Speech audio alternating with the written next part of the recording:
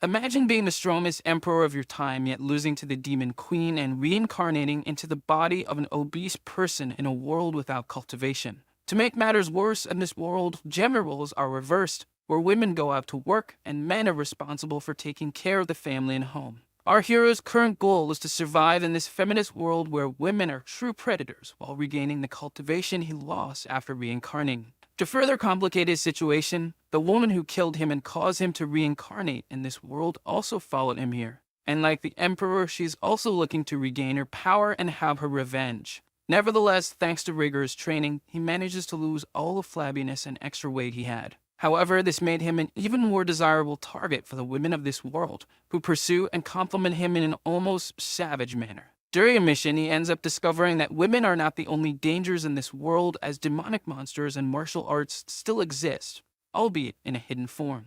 Now, in all of this, could our protagonist survive in this world of reverse roles?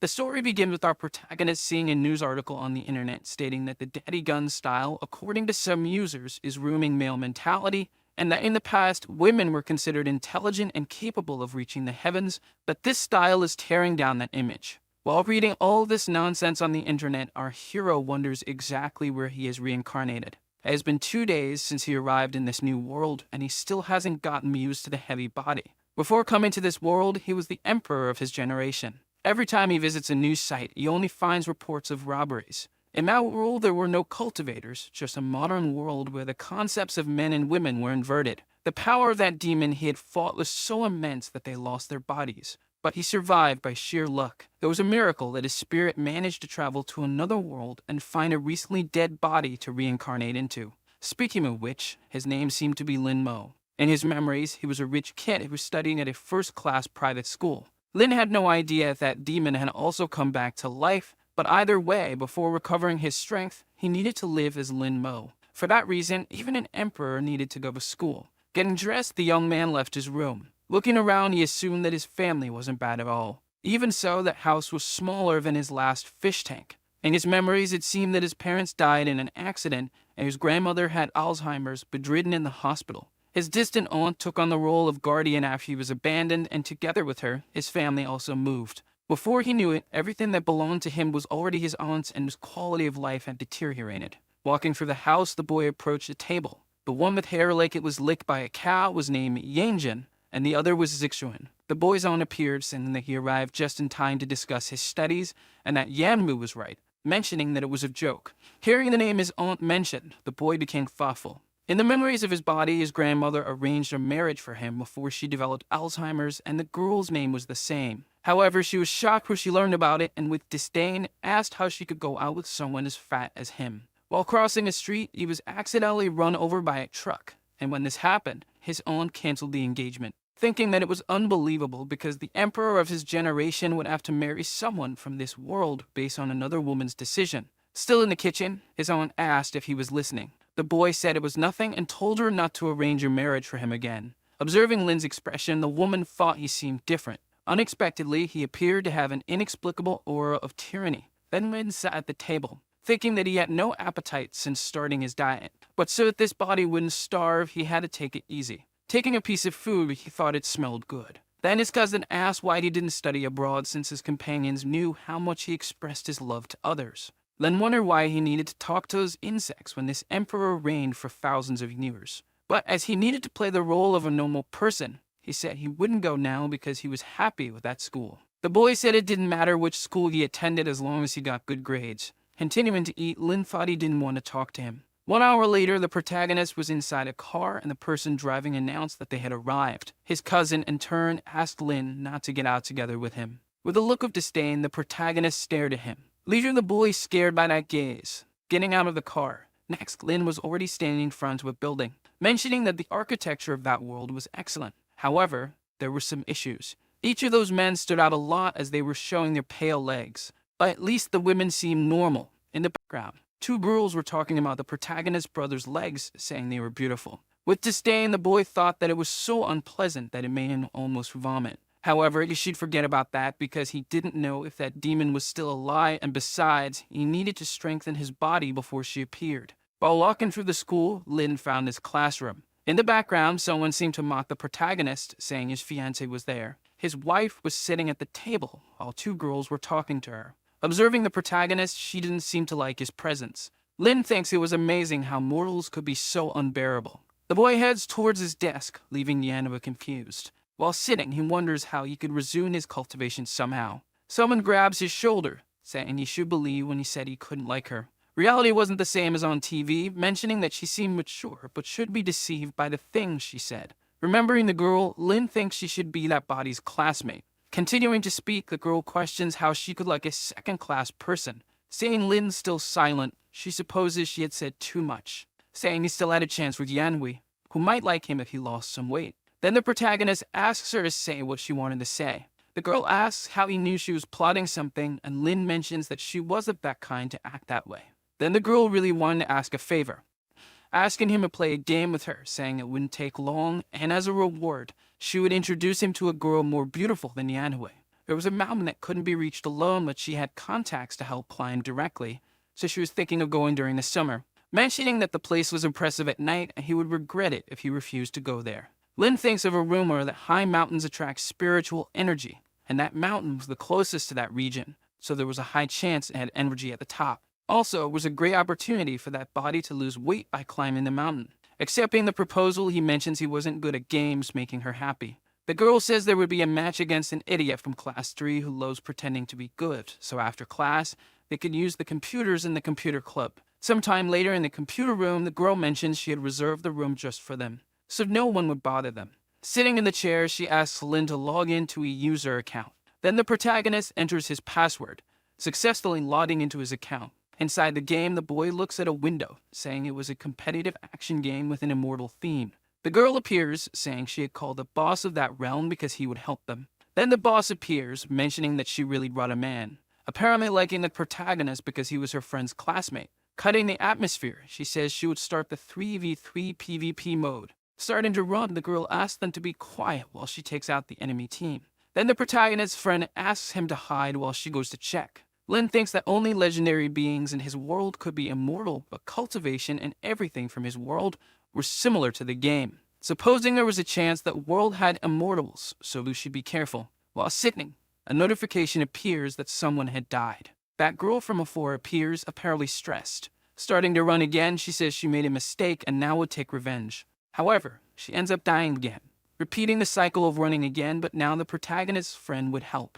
Even so, it doesn't help at all. Outside the game, the protagonist's friend is furious because not even the boss of that realm was managing to defeat that person. Telling the protagonist to be careful because Flying Feather was on the way, but Lin was completely calm.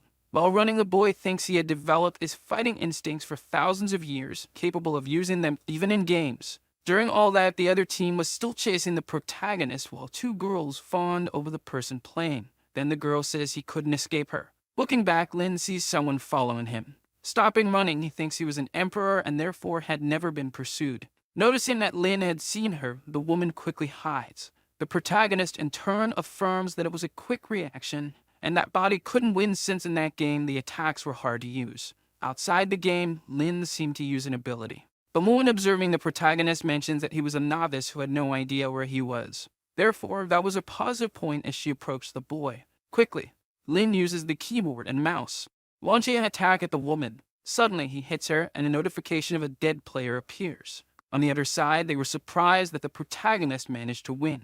Standing up from her chair, Lin's friend says she didn't know he was that good. Noticing him still, she asks if he is okay. Lin thinks he had no idea that a body like that could be so damaged by a simple use of spiritual energy. Returning to the game, one of his friends asked to come back, but she didn't have more time. Thinking that she had finally found him, wondering why he always kept running away. But this time, she would kill him going towards the protagonist. Meanwhile, the boy kept running non-stop. Noticing the girl had found him again, he thinks he should boost the lower part of his body again, throwing his sword towards the woman. Then she questions if the boy wanted to hit her from that far away. At the same instant, her leg gets hit. She ends up falling to the ground. Looking at the sword in her leg, she wonders if it was a warning to stop following him.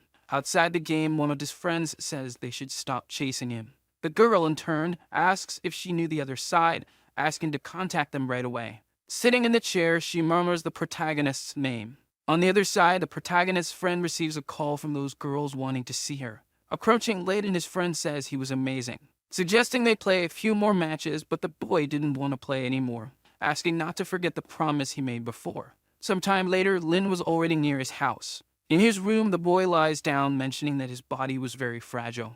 The next day, while going to school, his cousin calls him, asking him to explain to his classmates that the marriage with Yanhui wasn't real. Then the protagonist says there was no need to explain what was false. While walking away, his cousin says he was very arrogant. Inside the classroom, his friend notices his presence, asking if he knew who that girl from before was named Zhao Yutang, mentioning that, surprisingly, she was from their school. It seemed he went through a lot since he lost his love, mentioning that the girl wanted to see him and he didn't need to worry because she wouldn't do anything to a guy. But even before finishing the sentence with a threatening look, the protagonist observes him. Suddenly, he doesn't finish the sentence, mentioning that it wasn't Momo Baby. Then a girl walks towards the protagonist's table. That was Yanhui, saying they needed to clarify things and should say it was just a fake marriage. Lin's friend says she was going too far after all. Linmo was just a boy and should have more compassion. The girl questions what that had to do with anything if she liked the protagonist. Entering the conversation, the boy says that whether it was true or false, there was no possibility of him being with the girl, asking her to leave. Yanhui says he was being very arrogant and didn't know how much it bothered her, so he should never say he was going to marry again. In the background, the boy says Lin was very strong because he hadn't cried until now, and the other guy says that if it were him, he would leave the school immediately. Then someone enters the room. That was the girl who had lost before, accompanied by 2 more people. In the background, people mention that was Zhao Yutang. Rumors said she caused a lot of trouble, and everyone who got involved with her left the school. Approaching Lin, the girl calls the protagonist. Apparently, Yanhui was her sister, asking if she wanted something. Then the girl calls Momo Baby, which was the protagonist's profile name in the game, asking him to follow her. Meanwhile, Lin, irritated, remains seated in the chair, thinking that he was an emperor and not Momo Baby. In the background, those 2 boys ask how he got close to Yutang and why she was calling him Momo Baby. His friend, in turn, apologizes because the girl wanted to play with the protagonist alone. He just needed to go out with her, and then he could do whatever he wanted. Leaving the room, Lin murmurs that those people were very annoying. At the door of his class, Yutang waited for him, thinking she didn't expect that Momo Baby was a man instead of a woman, stating that it was fun because in the past women fought with combat skirts, but now it has become the norm for them. Then she starts asking Lin several questions, wondering if he was the one who defeated her in that game. She orders him to find her after class as she wanted to duel with him alone. But Lin says he didn't play that game and had only won by luck, saying he was going back to class. Irritated, Yutang wonders if the boy didn't know who she was. Then the other girl affirms that it was not surprising Lin wasn't afraid of her since he had no love left in his heart because he had been abandoned. Yutang, in turn, gives the order for her to bring the boy at noon. Returning to the classroom, a group of boys ask what Yutang had sent him. His friend says the girl had been attracted to the protagonist and just wanted to play with him alone, telling him not to worry because she would take him to Wushu Mountain on the weekend and also arrange some girls. With a threatening look, Lin tells her not to bring anyone else. Imagining supposedly illicit things, the girl feels embarrassed, saying many things and that he shouldn't be interested in her. Then another girl appears, saying that Yutang was waiting for the protagonist. However, Lin was no longer in the room. In the cafeteria, Lin was eating while people in the background mocked him, saying he ate too much. At the counter, the boy asks the server to wrap it up to go. Leaving the place, the protagonist thinks he still hadn't gotten used to that noisy world, and he shouldn't get upset because of that. In the background, someone was approaching the boy, murmuring various things about that body dying in a year, and if he wanted to survive, he should merge with her, and as a reward, she would fulfill his desires. While walking, people around observed her beauty. The woman says she had made the right decision.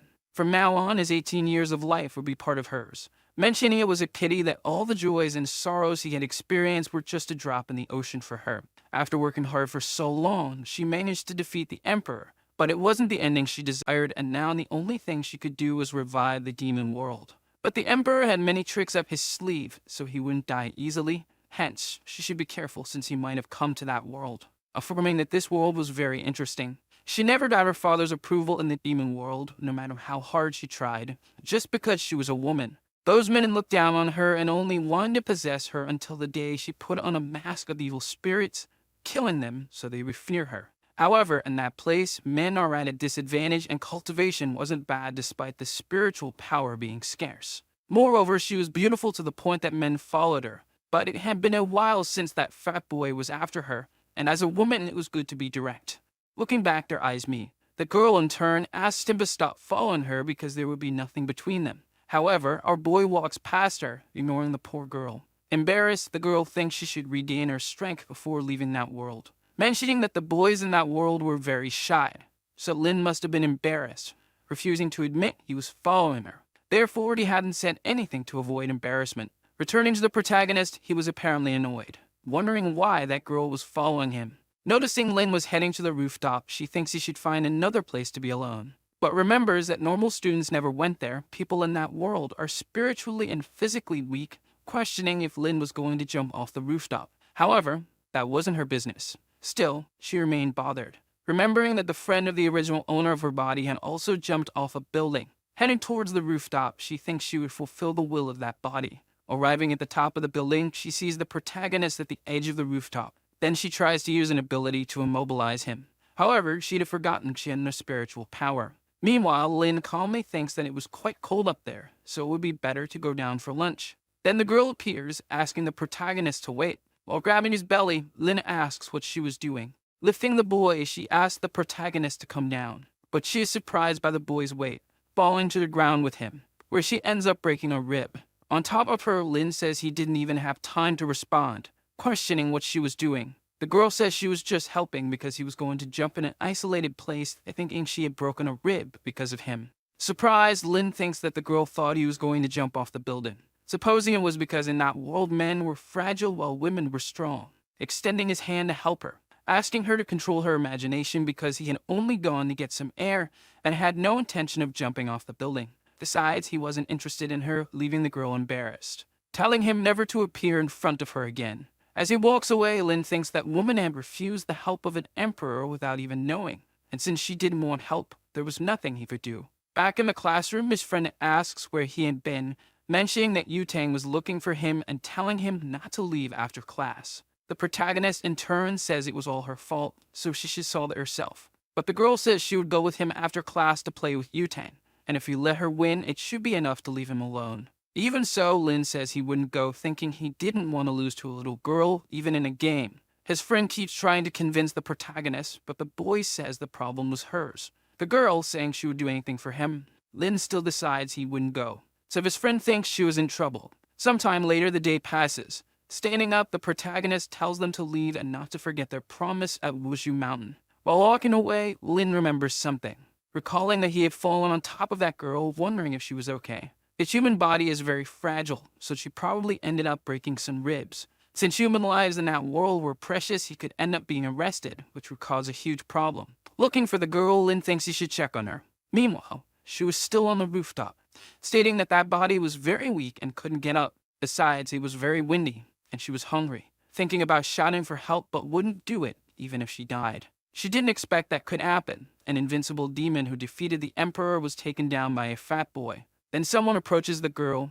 Noticing it was Lin, the girl asks why he came back. Kneeling down, the protagonist observes her, thinking she didn't look well. Then he places his hand on her back, saying she had broken some ribs, mentioning she was very weak and needed to exercise, but the girl says it happened because of him. While Lin takes off his coat, the Empress, embarrassed, asks what the protagonist was going to do. Covering her, the boy mentions it was windy on the rooftop, asking her to wear his coat. Making a call, he says he would call an ambulance, but the Empress says she didn't need his jacket. The protagonist already knew she didn't want to wear his jacket because he was fat, but she remembered that her body was fragile and could take it off when the ambulance arrived. However, for the girl, it wasn't for that reason. She didn't expect the protagonist to be so kind. His world has a standard of beauty for men, thinking he didn't know why Lin helped her, but would keep an eye on him anyway. Sometime later, the ambulance arrives. While the Empress is on the stretcher, two girls notice the commotion. Embarrassed, the girl thinks she would never forget that day. At night, the protagonist was already near his house. Entering, his cousin asks why Yutang had come to talk to him. Then Lin says he would say it only once. Zixuan, in turn, thinks that Fat Boy had a sharp look, mentioning he was more aggressive lately, saying that Yutang must not have gone after him on her own and must have caused some trouble. Because of that, you would ask his mother to throw him out of the house. Then Lin, questioning what he was talking about, mentions that it was his house. Zixuan, about to slap the boy, says he again asked for it. With no effort, Lin grabs his hand. While squeezing his arm, he thinks he was very weak. So weak that it wasn't even worth continuing. On the floor, the boy says it hurt. Going to tell his father that Lin had hit him. Appearing in the kitchen, his father asks how he dared to hit his cousin, saying he would deal with him. But with no effort, the protagonist also grabs the man's hand, surprised that Lin Mo had grabbed him so easily. Lin in turn says he would give him advice to never mess with him. Crying, the man says he was an abuser, calling the protagonist's aunt, saying he was causing trouble. Arriving in the room, she tells them to be quiet. Staring at Lin, she thinks the boy was different, saying she didn't want to know what happened and just to apologize to his uncle. Lin in turn thinks that she was the first person to ask an emperor to apologize, saying he was wrong and therefore wouldn't apologize. However, she says that if he didn't apologize, he wouldn't receive his vacation allowance. But the boy says he didn't mean it. Entering his room, Lin wonders if she was talking about money, remembering that without it, he wouldn't be able to go to Wushu Mountain. He had nothing to sell in a house and no savings. Thinking of selling some clothes and shoes, Lin opens his computer, surprised that a buyer responded so quickly. 3 girls in the comments of the post were asking personal questions and if the items still had his scent. Surprised, the protagonist thinks he was never afraid, not even of demons, but those women scared him. Even so, he would sell to make money. Wondering why money was the first problem because he should first regain his strength. The body is the foundation of cultivation, and if he could absorb spiritual energy, money wouldn't matter. A few minutes later, the boy was completely exhausted, and without spiritual power, the body couldn't handle it, so he had to forge his body from scratch. Then he receives a call from his friend, saying she wanted to talk about Wushu Mountain, mentioning that her friend said he was going there and asked if it wasn't better to go another day. Lin says it wasn't a problem and they could go anyway, so the girl says the bus would leave in the morning, so he shouldn't be late. The next day, the protagonist goes to the table for breakfast. Zixuan asks why he woke up early and if Yanwei hadn't asked to go out with him. But the boy remains silent. His cousin, in his thoughts, wonders why he wasn't responding and if he was planning something, saying he could continue eating like a beggar because his bus had arrived. Near the bus, Yanhui calls the boy, saying she was scared so they should get on quickly. Inside the bus, she says Lin has been different since she rejected him, mentioning that last night he pushed Zixuan while arguing with his father. Yanhui, in turn, says she always knew it wasn't a good idea to take Lin to Wushu Mountain, affirming that he was also going, and the other girl says he looks like a whale pacifier, so he wouldn't be able to climb. Then the protagonist's friend appears, saying they were in the same class and shouldn't talk about him like that. The girl thinks she didn't expect Lin to come, but he wasn't afraid of Yanhui, so she would stay with him so he wouldn't feel alone. Then Lin appears on the bus. While going to his seat, Yanhui stops the protagonist, asking why he pushed Zixuan. Interfering in the matter, the protagonist's friend says it must be a misunderstanding because Lin was a calm person, calling the boy to the front of the bus because it had a beautiful view. At the front of the bus, she asks the driver to stop at the next stop to pick up another person. The protagonist, in turn, hopes that when they reach Wushu Mountain, he wouldn't be disappointed. Looking to the side, he notices a girl riding a motorcycle, stopping the motorcycle in front of the bus. Suddenly, the bus is forced to brake. Removing the helmet, it was Yutang. The protagonist's friend gets nervous, fearing she stopped the bus to go after Lin Mo. Leaving her seat, she says she would talk to her. Questioning what she was doing there, Yutang says she was looking for that fat boy. Observing Lin, the girl mentions that if it weren't for his size, she would never have noticed him. Then everyone starts laughing at the protagonist. Yutang says he shouldn't go to Wushu Mountain and that it was better to go with her to play video games. And if he did that, she could make his wife return to the relationship. But the boy didn't want to know about it, asking her to leave him alone. Then Yutang asks if she was bothering him, thinking that if it weren't for him, she would never have lost even once in her life, questioning if he would go with her or not. Then Lin seems surprised, noticing that the girl's necklace had a bit of aura, thinking that his refining technique was a bit poor, but that was something difficult to craft in that world, wondering if cultivators still existed, saying he would play with her after climbing the mountain. Then the protagonist's friend suggests they all go to the mountain. Yutang asks if Lin was really willing to climb that place. It seems he wasn't popular and was fat, so she would watch him try to climb that mountain. Meanwhile, another guy appears saying he has a seat next to him, suggesting she sit beside him. But the girl doesn't care and calls one of her friends to take care of her motorcycle, asking if Lin had that game because she wanted to play with him now. However, the protagonist says that if he wanted something in return. Accepting the offer, Yutang says that if she lost, he would have to be her servant forever. Ignoring another guy while talking to Lin, Then the other man asked Zixuan if Lin was good at games and why Yu-Tang insisted on playing with him. Zixuan, in turn, thinks he has no idea what's going on and the protagonist is a nuisance. Back to Lin, the boy was playing that game with Yu-Tang again. Noticing an opening, he prepares an attack. Yu-Tang is surprised because he was attacking at high speed. Taking the hit head-on, the system informs that Momo Baby is the winner. Outside the game, Yu-Tang still can't believe she lost, asking how he managed to have such incredible precision. But the protagonist says every move of his was calculated, and that game is very easy. Then the girl thinks he was a genius, but little did she know he used his cultivation to stimulate his brain. Since Lin had won, he should ask for what he wanted. Lin, in turn, asks for 10,000 in cash. Yufeng asks if that was all because she could make his ex-fiancé come back to him, and if he was willing, he should become her training partner from today. Ignoring the girl, Lin still asks for a transfer, thinking he had secured the money to forge that body. Taking out her phone, Yu-Tang makes the transfer. Moreover, she adds her phone number, so he should answer if she called. But he shouldn't call her or give her number to anyone. The protagonist thinks that even as an emperor, he didn't have such arrogance as hers. Standing up from the chair, the girl says there was very little space, ordering Yanhui to move to the front, making the girl nervous, thinking she was doing that after so much effort to sit next to Zixuan. Standing up, Yu-Tang tells her to hurry up. Yanhui thinks about scolding her sister but can't do it in front of everyone. Then Zixuan says that Lin wanted to say something to her, so she should see what it was.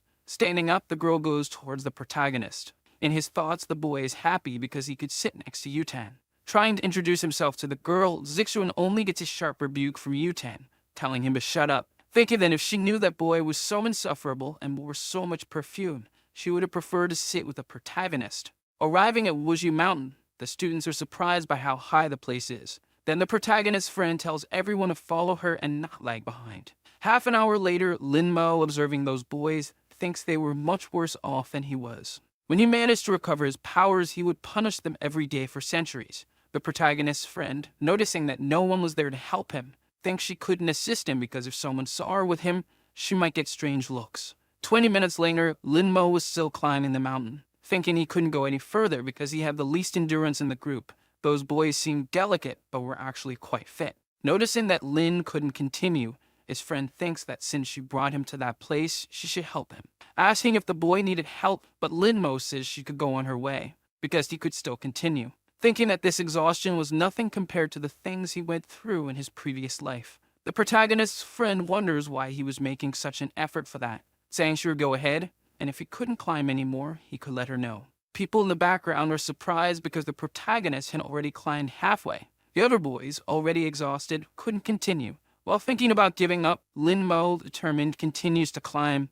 Near the top, the protagonist notices a group of people returning. The other girl is surprised because he managed to get there alone and was very resilient. The protagonist's friend, saying it was very high, suggests they go back and go to a restaurant.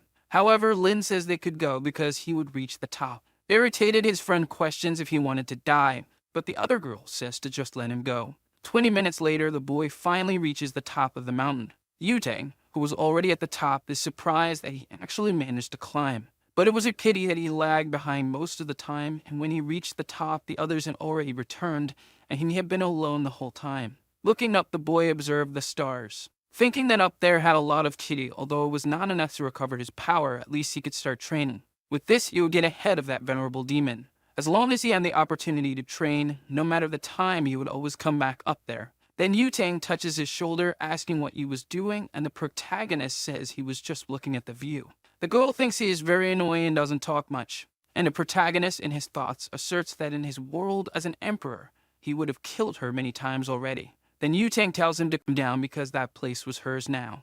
Lin mentions that he was very tired, so she should help him down. Yu-Tang says she wouldn't bother him anymore that day, handing the protagonist a snack. From now on, he would be her companion, and since she was bored, she would go down first. Opening the wrapper, he realizes it was leftovers from the girl's snack. Mentioning that in his previous life he had eaten many beast carcasses, so that was nothing. Sitting down to meditate, the boy thinks he should start by cleansing the marrow. Sometime later, it gets late. The protagonist's friend on the phone with him asks if the boy really wasn't coming back. Lin Mo says that place was pleasant, so he would stay during the holidays. Fiddling with his phone, he thinks he should notify his aunt. Calling her without any ceremony, he already informs her that he would be away for a few days during the holidays. Ending the call, the receptionist asks what he could do for the protagonist.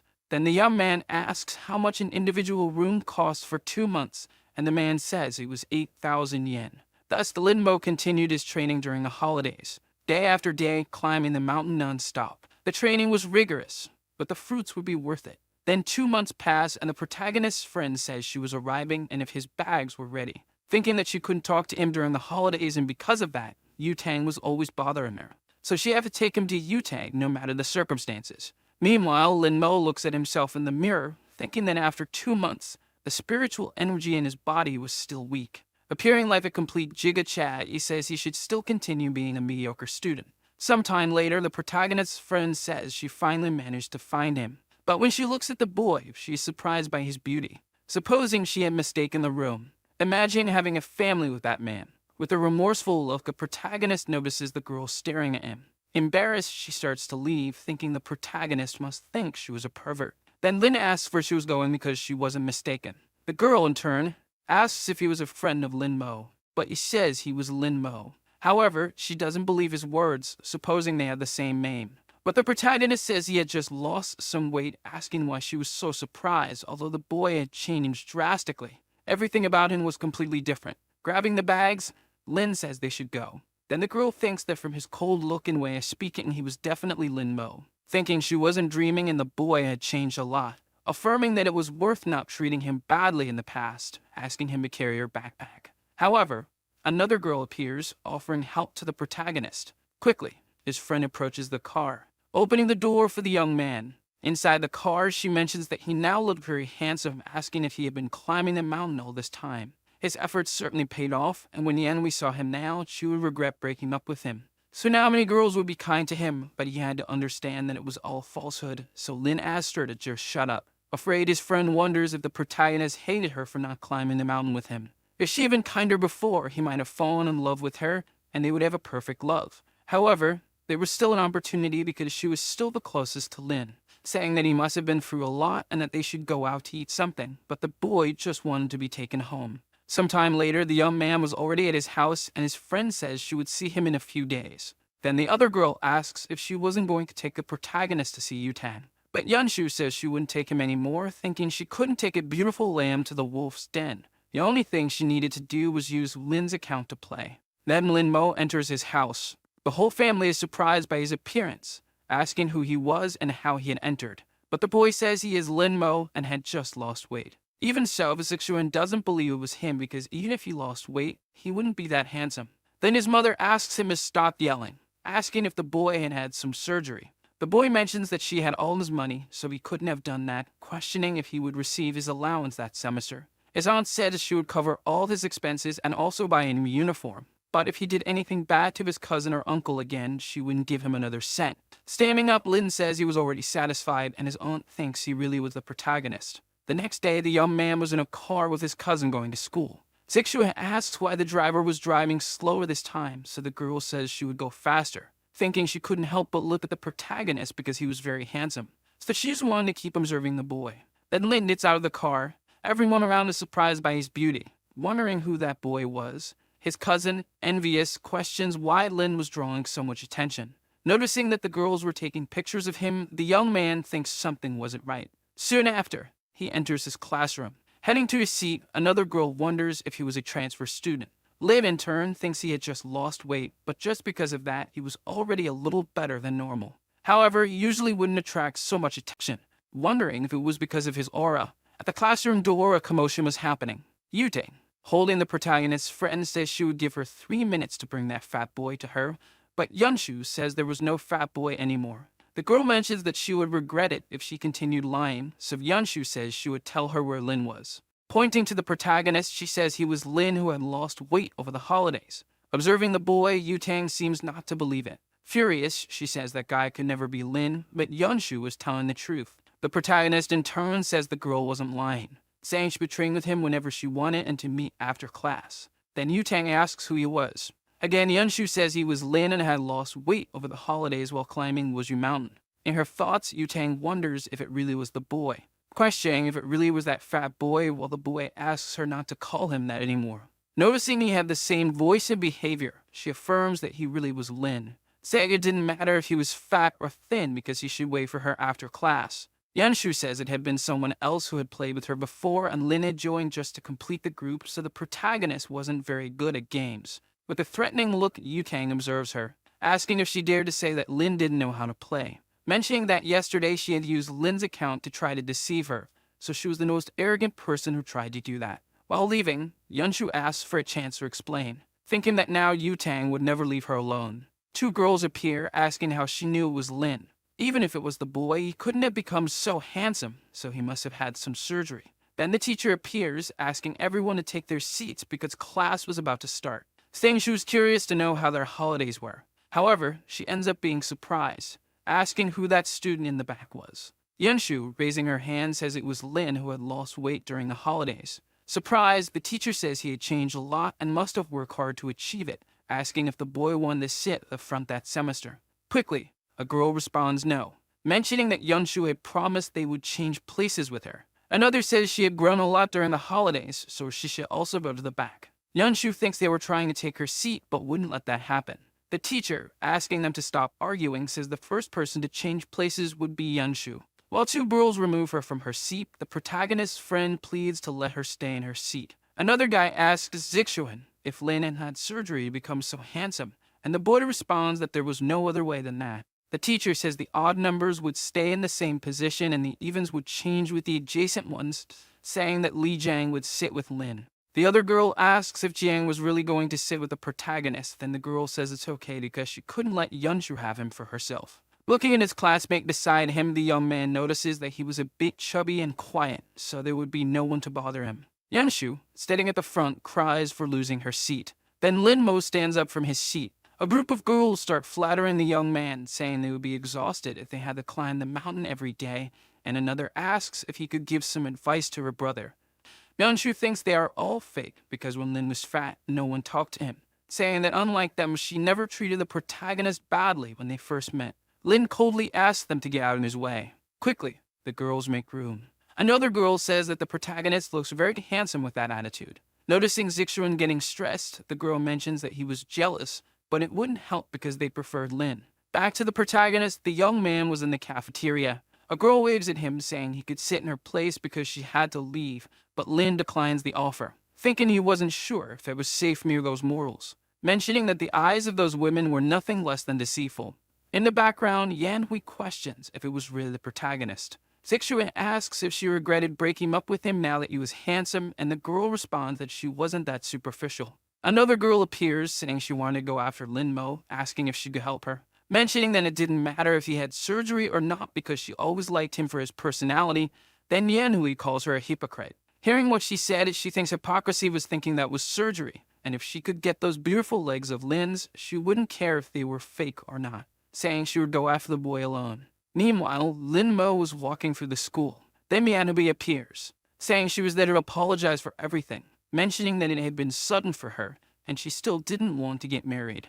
Accepting the apology, the protagonist walks away. Asking Lin to wait, the young man questions if she had more to say, affirming that she really felt sorry for everything she had said. Lin continues to walk, making Yanmu wonder why he was so cold, supposing she might have been the reason he changed so much. Outside the school, Lin Mo hopes no one is on the rooftop. While walking, he encounters the girl whose ribs he had broken, wondering if she wanted to steal his spot on the rooftop again. Looking back, the girl notices that Lin has been following her for some time, mentioning that he looked like the protagonist, but that man was more handsome. Then Lin walks past the girl, feeling relieved because she thought the young man would talk to her, questioning if he was also going to the rooftop. Catching up with the boy, she notices he was climbing the stairs. Quickly passing him, she heads to the front. Noticing that the girl was in a hurry, he wonders if she really wanted to steal his spot, questioning how a mere mortal wanted to do that. Their eyes meet, and each perceives the other's intention. Quickly, they start running to secure their places. The girl thinks the protagonist was very annoying, questioning if he shouldn't behave like a gentleman.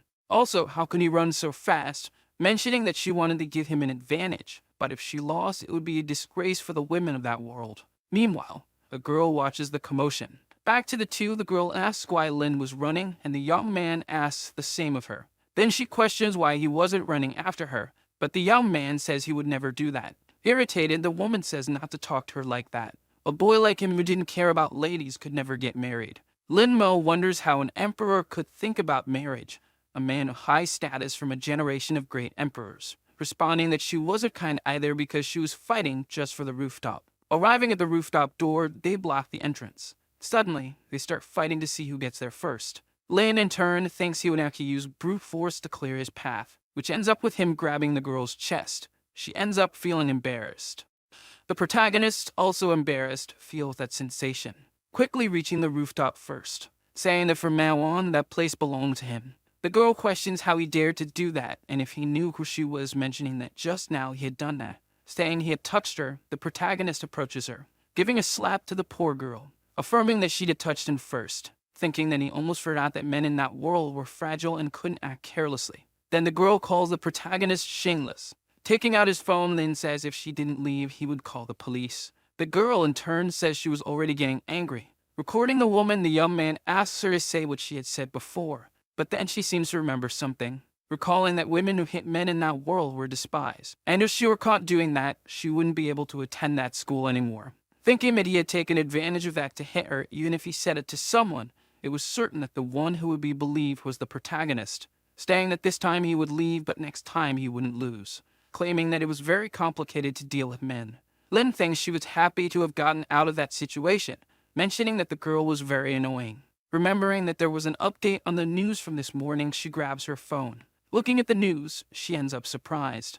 The news reported numerous chickens on a farm that were suspected of being infected with a virus, which ended up turning them into dried corpses. Observing that chicken, Lin seems to recognize it, remembering that the demon from before had a sword that would suck any creature that touched it down to the bones. But in her final battle, that sword had exploded, and then her own sword also exploded, trying to protect her, sending her to that world. Wondering if that demon was really dead. Since to become immortal, Lin had to follow the path of heaven, but in exchange, she only had to kill people to gain her power. That's why she needed to investigate what was happening. Sometime later, it was already sunset. As Lin was leaving, the girls were still fawning over the protagonist. Yunshun appears, saying she would accompany him to Yutang's house, but Lin says it's not necessary. Even so, the girl insists on going, mentioning that Yutang and her sister were very dangerous. She tells the story of a time when a boy was tricked by his classmates and ended up with a tragic fate. However, the boy thinks he doesn't want to go to that place, asking Yunshun not to get too close to him, but the girl says he's interpreting things wrong. Entering, she's surprised to ask if he wouldn't see Yutang again, and the boy says he has more important things to do. Yunshun questions if he didn't know that she had been looking for him all summer, and the young man says they would discuss that later. The girl, in turn, asks him not to worry because she would explain everything to Yutang the next day, remembering that if she helped him, Lin might end up thanking her. Meanwhile, the young man was in a car, thinking that the farm was outside the city, and if that demon was there, he would eliminate her even if it damaged his soul. Sometime later, Lin arrives at the location, thinking that he still had little soul left, but it would be necessary to use it. He apparently starts to use some magic. Looking at a house, he notices demonic Kai, thinking that it was extremely strong, assuming that demon had really survived. Looking to the side, he notices someone approaching. A person says they had seen the protagonist from afar.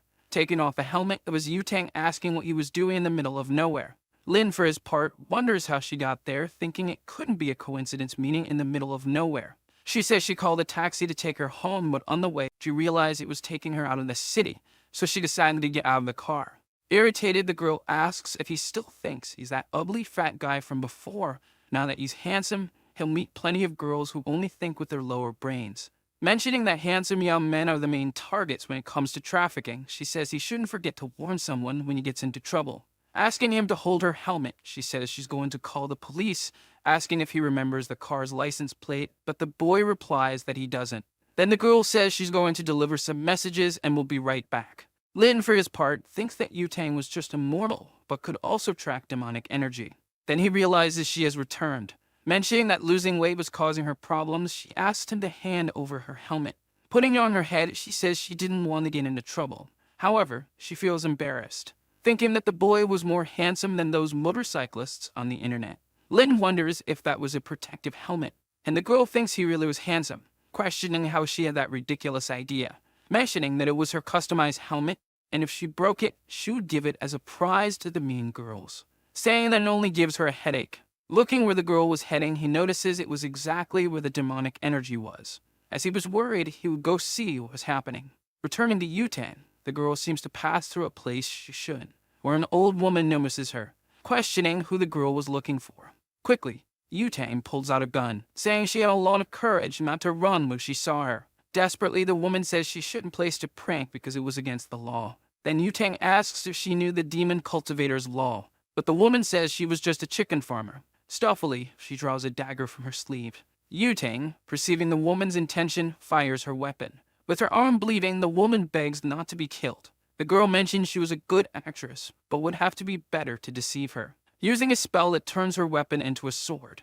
Even so, the woman insists she was not a demon cultivator and had nothing to do with that incident. Yutang said she is now only capable of refining chickens, but in the future could be refining people, mentioning she had little cultivation time, but was better than a monk. Then the woman asks how she didn't notice that, saying she would go further if she refined her. Yutang says that was encouraging, quickly advances on the demon, stating that the result wouldn't change, stabbing her sword into the monster's chest.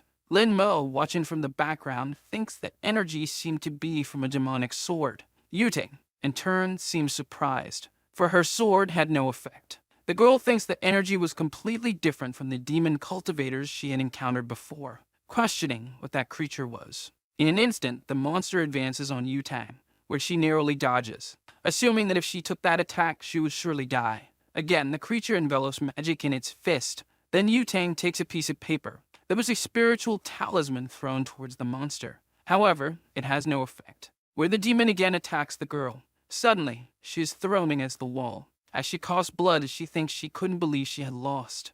At that moment, the protagonist appears to defend the girl, who asks what he was talking about because he should leave that place. Lin has to speak politely, but Yutang orders him to leave. Quickly, the young man seems to use a skill, where the demon stops moving. Yutang, surprised, asks why it stopped, but Lin says it was nothing special, for it was he who was there. While fleeing, the demon falls to the ground. Before the monster, a giant aura surrounded the protagonist. The girl mentions that the pressure was very strong and she couldn't breathe, wondering who Lin really was. Meanwhile, in another place in Gyuyum in the city of Lo Bei, a man says that Tao was what gave birth to heaven and earth, encompassing all things. Then the man seems surprised, questioning why the bell was ringing and if it shouldn't only happen when there was a great event in the world. With the master kneeling, his subjects ask if he was okay. Then the man says the father of Tao had just reincarnated. Returning to the protagonist, the boy asks where that demon was. However, the creature had already lost all its spirit,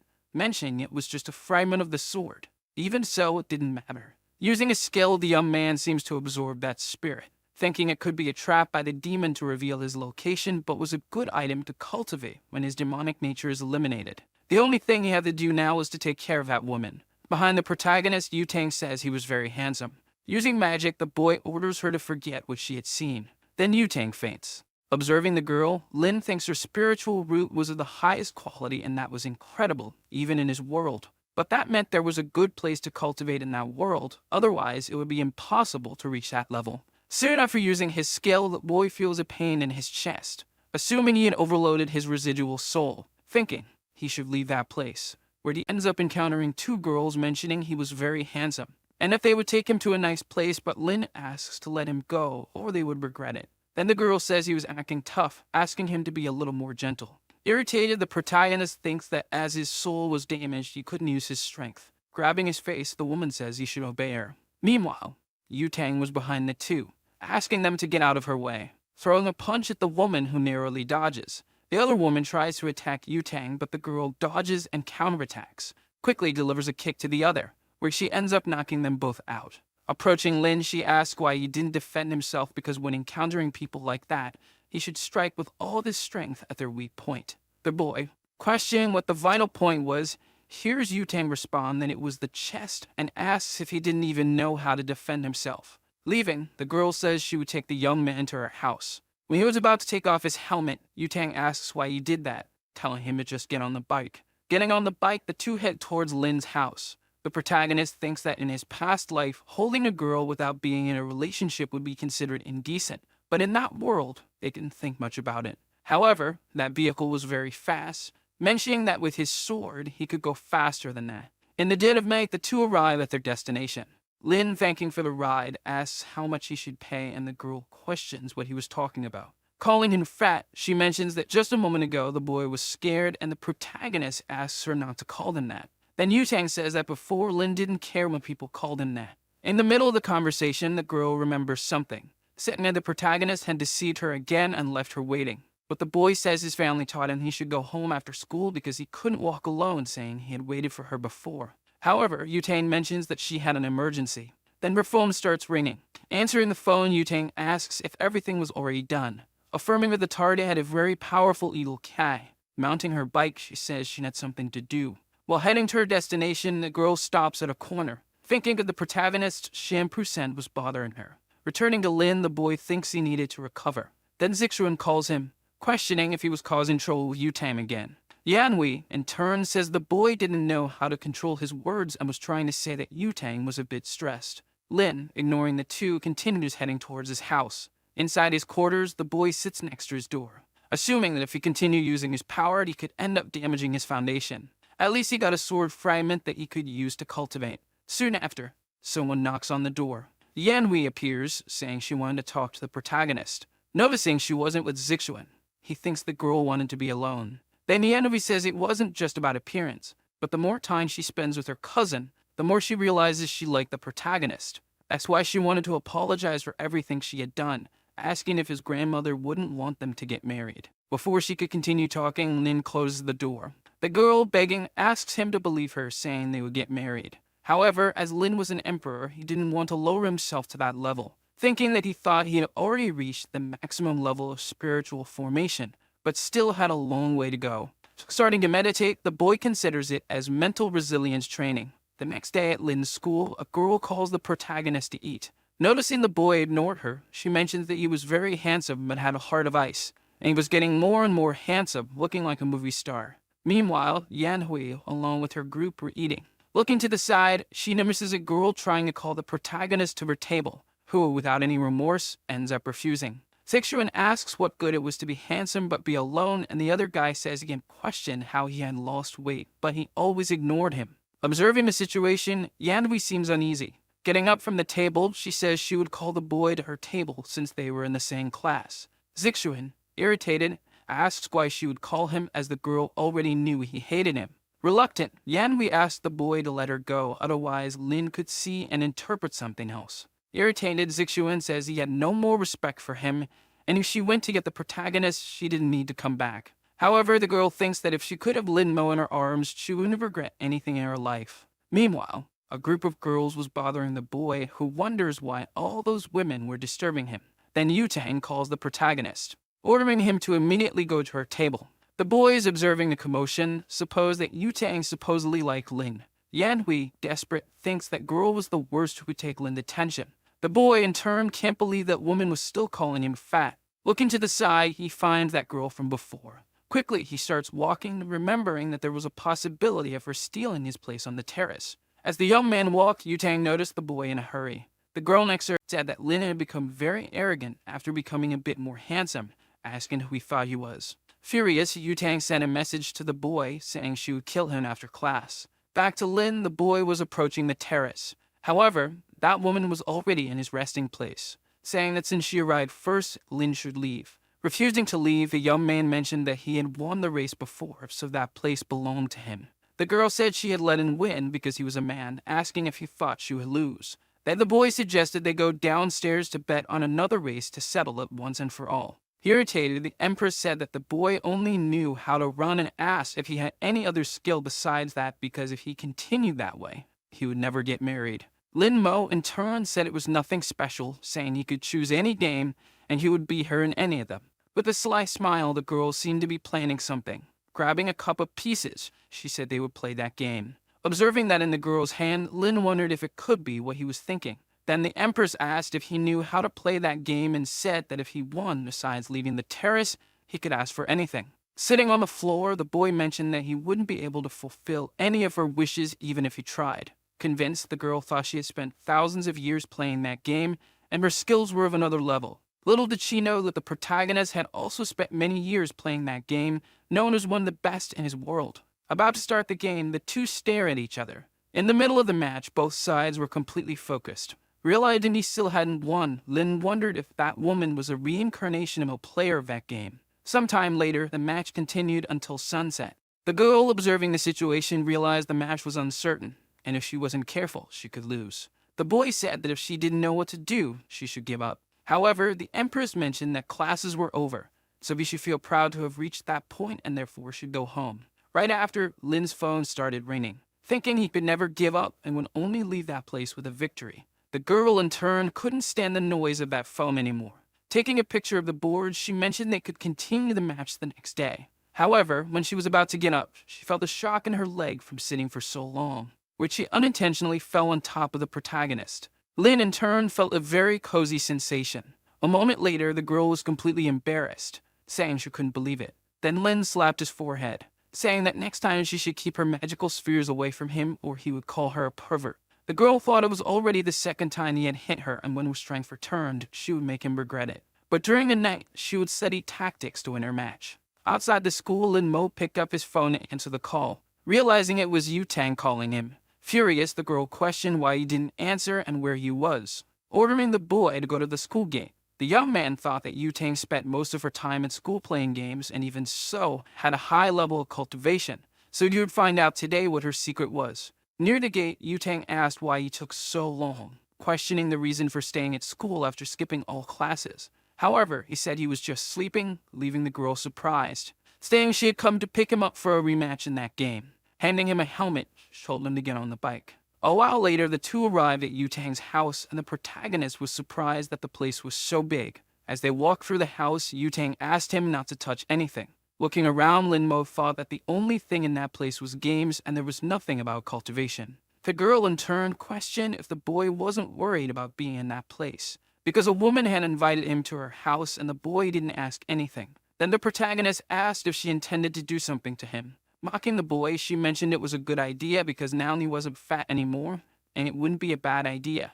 Without any compassion, the boy struck her in the belly, ordering her not to touch him. Seeing the damage he had done, the young man thought he didn't know that martial art was so good because it could knock out a cultivator in seconds. Getting up, Yu-Tang says she was just kidding, but the protagonist said he didn't like that. Irritated, the woman announces that they will play more than 300 rounds, thinking she would defeat the boy and make him pay for everything he had done. Sometime later in the game, Lin Mo wins a round against the girl. Then he wins 2 more times. That cycle continued countless times without a single victory for the girl. With her head down, Yu-Tang realizes she is losing 47-0. Standing up, the boy mentions he needs to go. Stealthily, he seems to place something on her table. Asking for one more game, Yu-Tang says he could stay at her house, but the young man says they will continue another day. Saying she would take him to his house, Lin Mo responds that he will take a taxi. The thing the protagonist had placed under the table starts to fall. Seeming to come to life, it begins to move. Meanwhile, in some building, Yanhui in her room was thoughtful about Lin skipping afternoon classes, wondering where the boy had gone. Then she receives a call. Someone asks her to check the group messages because something unbelievable had happened. Looking at the messages on her phone, she sees a photo of the protagonist with Yu-Tang. Irritated, the girl starts knocking everything off her desk, questioning how she dared take her Lin Mo to her house, wishing that woman would have a motorcycle accident. However, cursing her wouldn't help anything. Then a purple crystal asks if she wanted revenge. Looking around the room, she asks who was there, asking them to show themselves. However, the crystal says its identity is irrelevant. Then a malicious face appears, saying it could do whatever she wanted. Yanhui, in turn, asks if that monster was a witch from those novels. Embarrassed, that creature thinks the woman had nothing in place of her brain, saying it was the #1 divine sword of the immortal world that ended up shattering, and if she helped it recover, it would make her immortal. Without even thinking, Yanhui accepts the proposal, asking for help to become immortal. At that moment, that creature seems to cast a spell on the girl. A purple crystal appears on Yanhui's forehead, and the monster orders her to open her mind, letting it merge into her body. Asking why she didn't feel any power, a spirit questions what she desired. Suddenly, the girl asks to be taught hypnosis, and the monster mentions there were countless skills like that. In her thoughts, Yanhui supposes that with that skill, Lin Mo would be entirely hers. Meanwhile, the protagonist is riding in a taxi, thinking he couldn't use his powers recklessly and that Yu-Tang should reveal her secrets. Quickly, the boy seems to make a hand signal. At Yu-Tang's house, that doll receives a signal. Observing the girl, he notices she is playing. Questioning if Yu-Tang was a fake cultivator, wondering how she reached that level. Furious, Yu-Tang can't believe she lost to a stinky fat boy.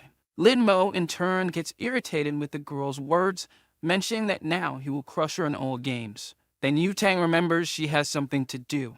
Watching her leave the room, Limo wonders where the girl was going. In the room, Yu-Tang is changing clothes. Putting on a suit, she says that it will work. Opening a closet, there are numerous combat weapons. The protagonist thinks that even if all that was of low quality, they were still hard to get in this world. Starting to run, the doll jumps onto the girl's clothes, thinking that this time he would discover her secrets. Sometime later, Yu-Tang arrives at a building, thinking she should find out what shampoo the protagonist used because it was very fragrant. Inside that building, the girl approaches a door. Meanwhile, someone says they should raise their glasses to celebrate the newlyweds. In that place, a wedding was taking place, and the woman mentions that the bride will give a speech. Taking the microphone, the woman thanks all the people who came despite their busy schedules. Meanwhile, Yu-Tang sits in her place, thinking that now she just had to wait for everything to end. After a while, the other woman declares that the wedding ceremony between Lingyu and Xiuxiu was over, and now the party could begin. Returning to the two newlyweds, his wife asks if he was very tired, but the man asks her not to worry because he just needed to change clothes and drink something. While they were talking, someone approaches the two lovebirds. It was Yu-Ting standing in front of them. Seeing who it was, the boy becomes desperate. The bride, in turn, asks if something was wrong. Then Yu-Tang says that now that her wish had been fulfilled, it was time to go. Sorry to transform, the man asks if she thought fulfilling her wishes was that easy. At that moment, that boy transforms into a werewolf. When he was about to attack, Yu-Tang used a talisman. Dodging the attack with a jump, she drew her sword, attacking the wolf from above. With one strike, he was knocked to the ground. Holding his neck, she thanked the girl, and in a matter of seconds, his head disconnected from his body. Desperate, his bride tried to save the man. In his thoughts, he apologized to the woman because he would never see her again, mentioning that this form was a stupid way to die. Returning to human form, his wife ran into his arms, begging him not to die, ordering them to call an ambulance to save him. Furious, the woman said she would kill the girl. Yu-Tang in turn mentioned that she didn't know her husband as he was an expert in draining energy from women, turning them into slaves, saying she was just doing her job and it was nothing personal, using a talisman to make them forget everything they had witnessed. Right after, the bride fainted. Calling someone, Yu-Tang says she had finished her job and now they should take care of the rest. Meanwhile, that doll fell from the girl. Running towards the man, Lin-Mo realized it was a shape-shifting fox that would be very useful. Lin-Mo decides to save the fox, feeling it would be useful, and thus begins to perform the soul reincarnation spell. The golden aura of his paper doll begins to rise towards the fox. The body of the former fox man starts having its soul extracted. The soul moves towards the doll, which has its hands crossed and ends up entering it. Thus, the object completely changes its form to one with long silver hair. The small one starts running desperately, and 20 minutes later, he reaches the hand of someone who was waiting for him. That person is our protagonist, who is outside the building. The soul of the man thinks he is going to die, so by luck, he managed to get revenge, but regrets not being with his beloved. Soon, someone calls in by his name, Chen Xiu, and asks if the fox truly wants to die or if he prefers to live. Opening his eyes in that abyssal darkness, the man admits he doesn't want this to be the end of his life. He still has much to say to Zhou Linyu, and no matter the cost, he still desires to live. Our protagonist informs him that he will give him a new life, and in exchange, he must serve him for 10 years. Thus, the small one opens his purple eyes, revealing the adorable appearance now of a young foxman with long gray hair. He looks around at the ritual he is in, seeing our protagonist, who remains silent. Xiuxiu has never heard of such powerful magic and wonders if it was this young man who summoned him. Soon, he looks up, recognizing that this is the most powerful man he has ever known in his entire life. The small one ends up falling to his knees inside the ritual. He introduces himself as Chen Xiuxiu and says he is there to serve his master, expressing great gratitude for this opportunity to be under his orders. Lin-Mo desires that he tell him everything he knows about cultivation in this world. The fox promptly agrees and asks where he should start, to which our young protagonist replies that he wants to know about the cultivation method. The small apprentice explains that due to the scarcity of energy in this realm, cultivators travel to other secret realms. They are completely limited because all are controlled by powerful clans and families. He then reaffirms that even an ordinary practitioner would not be able to join a sect without connections or background. Everyone is taken in by the clans, but only to be used as furnaces and eventually destroyed for cultivation. Our protagonist realizes that this has become an evil cultivation practice, which the small one confirms,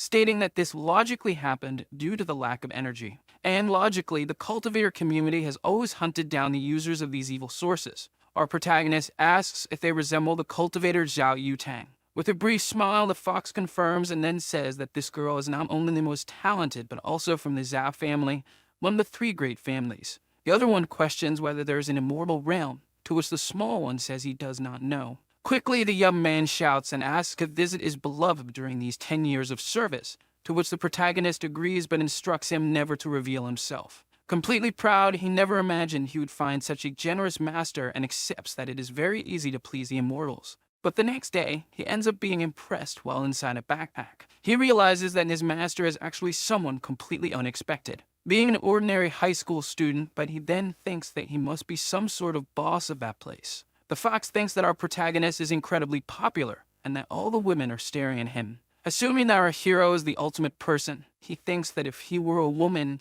he would also be hitting on our protagonist. But completely clueless, he wonders what the young man has in mind since he can't go a minute without thinking about illicit things. Soon, our protagonist arrives at his seat, but he notices something strange. Some snacks are there underneath. Lin Mo wonders if it's from that annoying friend of his named Song Yunshu.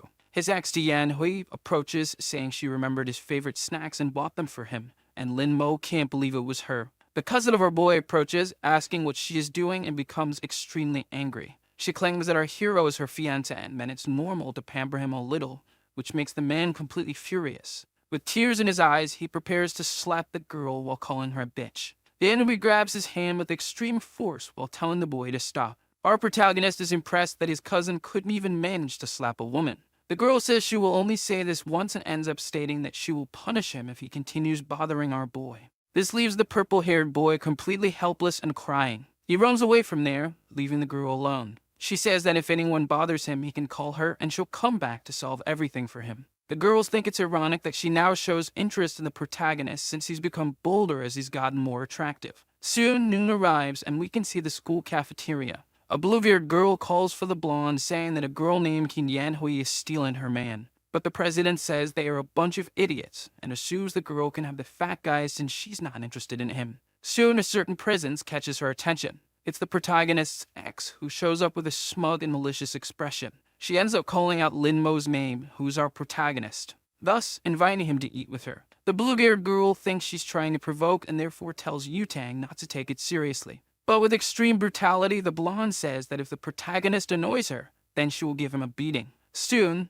anger appears on our hero's face. Thus, he leaves the area with his ex, who is convinced she can win him over. He can't believe he lost his temper after so many years of cultivation and thinks he still has much to learn. In his pocket, the small fox thinks his master is truly incredible since even someone like Zhao Yutang is jealous because of him. Furious, the girl asks if the boy really complained about her, but the blue-haired one just says to ignore it since she can't hit a boy. She decides to forget about the fat guy and then starts thinking about the girl since she's being very bold. Our protagonist finally reaches the school's ground floor. The dark-haired girl, while eating a pastry, tells him to hurry up. Our protagonist notices the immense hostility and reflects that she must be angry about the previous day. He sits down and then makes his first move in the game. She knew that our protagonist would make things difficult for her, but still she had already thought of a solution before any of this happened.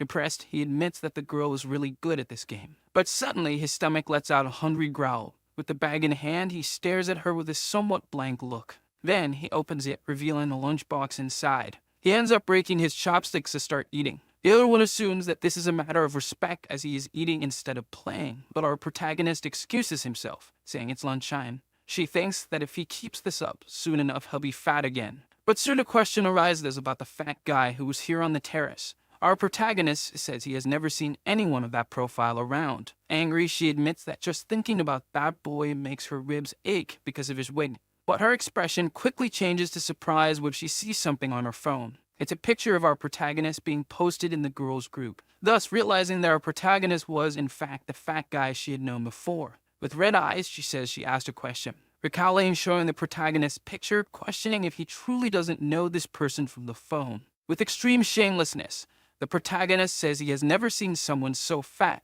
to which the girl gets irritated, saying Lin Mo was a terrible liar. But she understands that he doesn't want to talk about the past, so she says he doesn't need to worry since she didn't ask for that reason. Soon she starts rummaging through her bag, revealing as she washes his blazer, though thinking it might not fit him anymore given his current physique. A light appears in his eyes, perplexed by this gesture. Soon he collects the garment while remaining completely stunned. Quickly, the young woman stands up, accepting in his attire and saying that he is really good at the game. Our protagonist states that few people are his equal, but she was one of the few who managed to surprise him. The girl states that from now on their fight is over, but ending it this way leaves the protagonist in silence. Quickly and with conviction, he ends up calling her, saying it would be better to have a best of 3 to decide a winner. With a cheerful smile, she accepts his proposal and then reveals her name as Han Xinyi. Our protagonist is surprised by this name at first, but then reflects a little. His small fox ends up jumping out of his bag in surprise. It's astonished that he is so powerful that all the women throw themselves at his feet.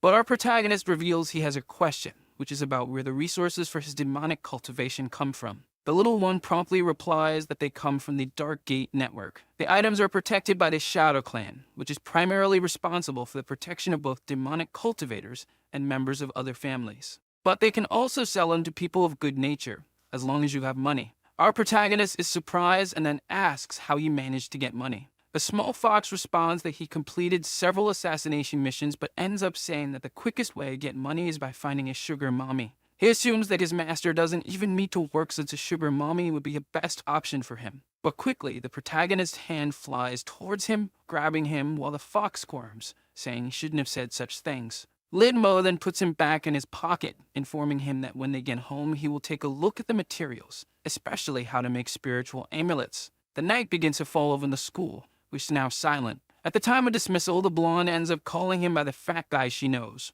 But our hero simply dodges, causing Zhao Yutang to get irritated and tell them not to pretend he didn't see her. She ends up saying that today his ex-girlfriend provoked her and tried to embarrass her, but our protagonist reveals that Yanhui is not his ex-girlfriend. The girl doesn't care but informs him that she's a respectable person and therefore he should cooperate and suggests that he could go for a motorcycle ride with her. In silence, the protagonist simply keeps his face expressionless while reflecting. The girl with a mischievous smile asks if Lin Mo will be able to get on by himself or if he'll need her to carry him. When he agrees, they both go to the motorcycle and she calls him a good boy. Behind a lamppost, someone watches the blonde and curses her for going out with her precious Lin Mo. A shadowy voice ends up asking why she doesn't hypnotize him. But the younger one reveals that she wants the protagonist to willingly give himself to her body and soul. Soon both leave the school in a desperate rush. The protagonist notices this and says that Yutang is going too far. With a mischievous smile, she says he's too naive for believing the words of a woman. In a broadly suggestive manner, the protagonist asks if she's really interested in him, leaving her blushing and confused. The motorcycle comes to a sudden skid stop. With a red face, she asks if she hasn't made it clear enough that she isn't interested in him, to which the protagonist asks if she really doesn't want him. The girl tries to refuse with all her might, and the protagonist just accepts, saying that they're just colleagues, so she shouldn't get too involved with him. Yuta ends up revealing that there's a line of people wanting to be her boyfriend, and even so, if it weren't for the games, she would have never looked at the protagonist. In our young protagonist's pocket, the small fox thinks his master is truly surprising. He wonders when he placed that paper doll on her, and moreover, how he did it with a normal A4 sheet. Sometime later, we can see our dear protagonist's house. He thinks about the Dark Gate network. Soon after, he calls for his small companion, who jumps onto the table. With quick clicks on the keyboard, he confidently says he will access the Dark network as quickly as possible.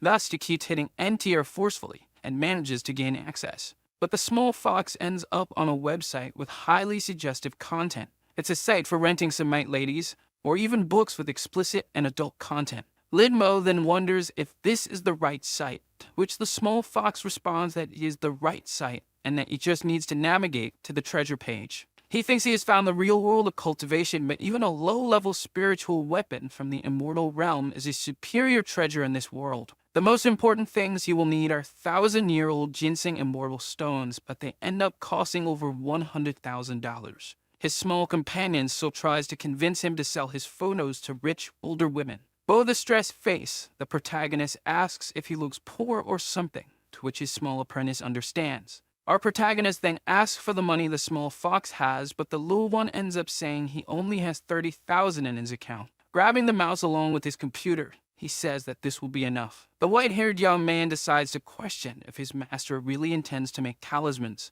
Soon, Chen Xiu tries to suggest that the boy seeks something else. His talismans may have a good price, but they are difficult to make and the materials they have are of low quality. Our protagonist informs him that you will only make low-level talismans to sell them, so he tells him not to worry about anything. Shortly after, he moves away, instructing him to return to training, and his small apprentice thinks that with these materials, they will only be able to create junk and useless things. The next day, we see Lin Mo now wearing an outfit that hides his identity along with a mask and glasses. A man in a van asks if the delivery is for him, to which he responds as the White Fox. Thus, the large box is handed to him, and the delivery person asks for a 5-star rating for his excellent service. The young man assumes that this is truly a fast delivery service, so he considers leaving a rating. In his pocket, his apprentice informs him that the Shadow Clan has a business network that rivals even the big families. Soon after, we see a few minutes later where the protagonist stares at 2 papers on his desk. The small white fox wonders if he really intends to make these talismans.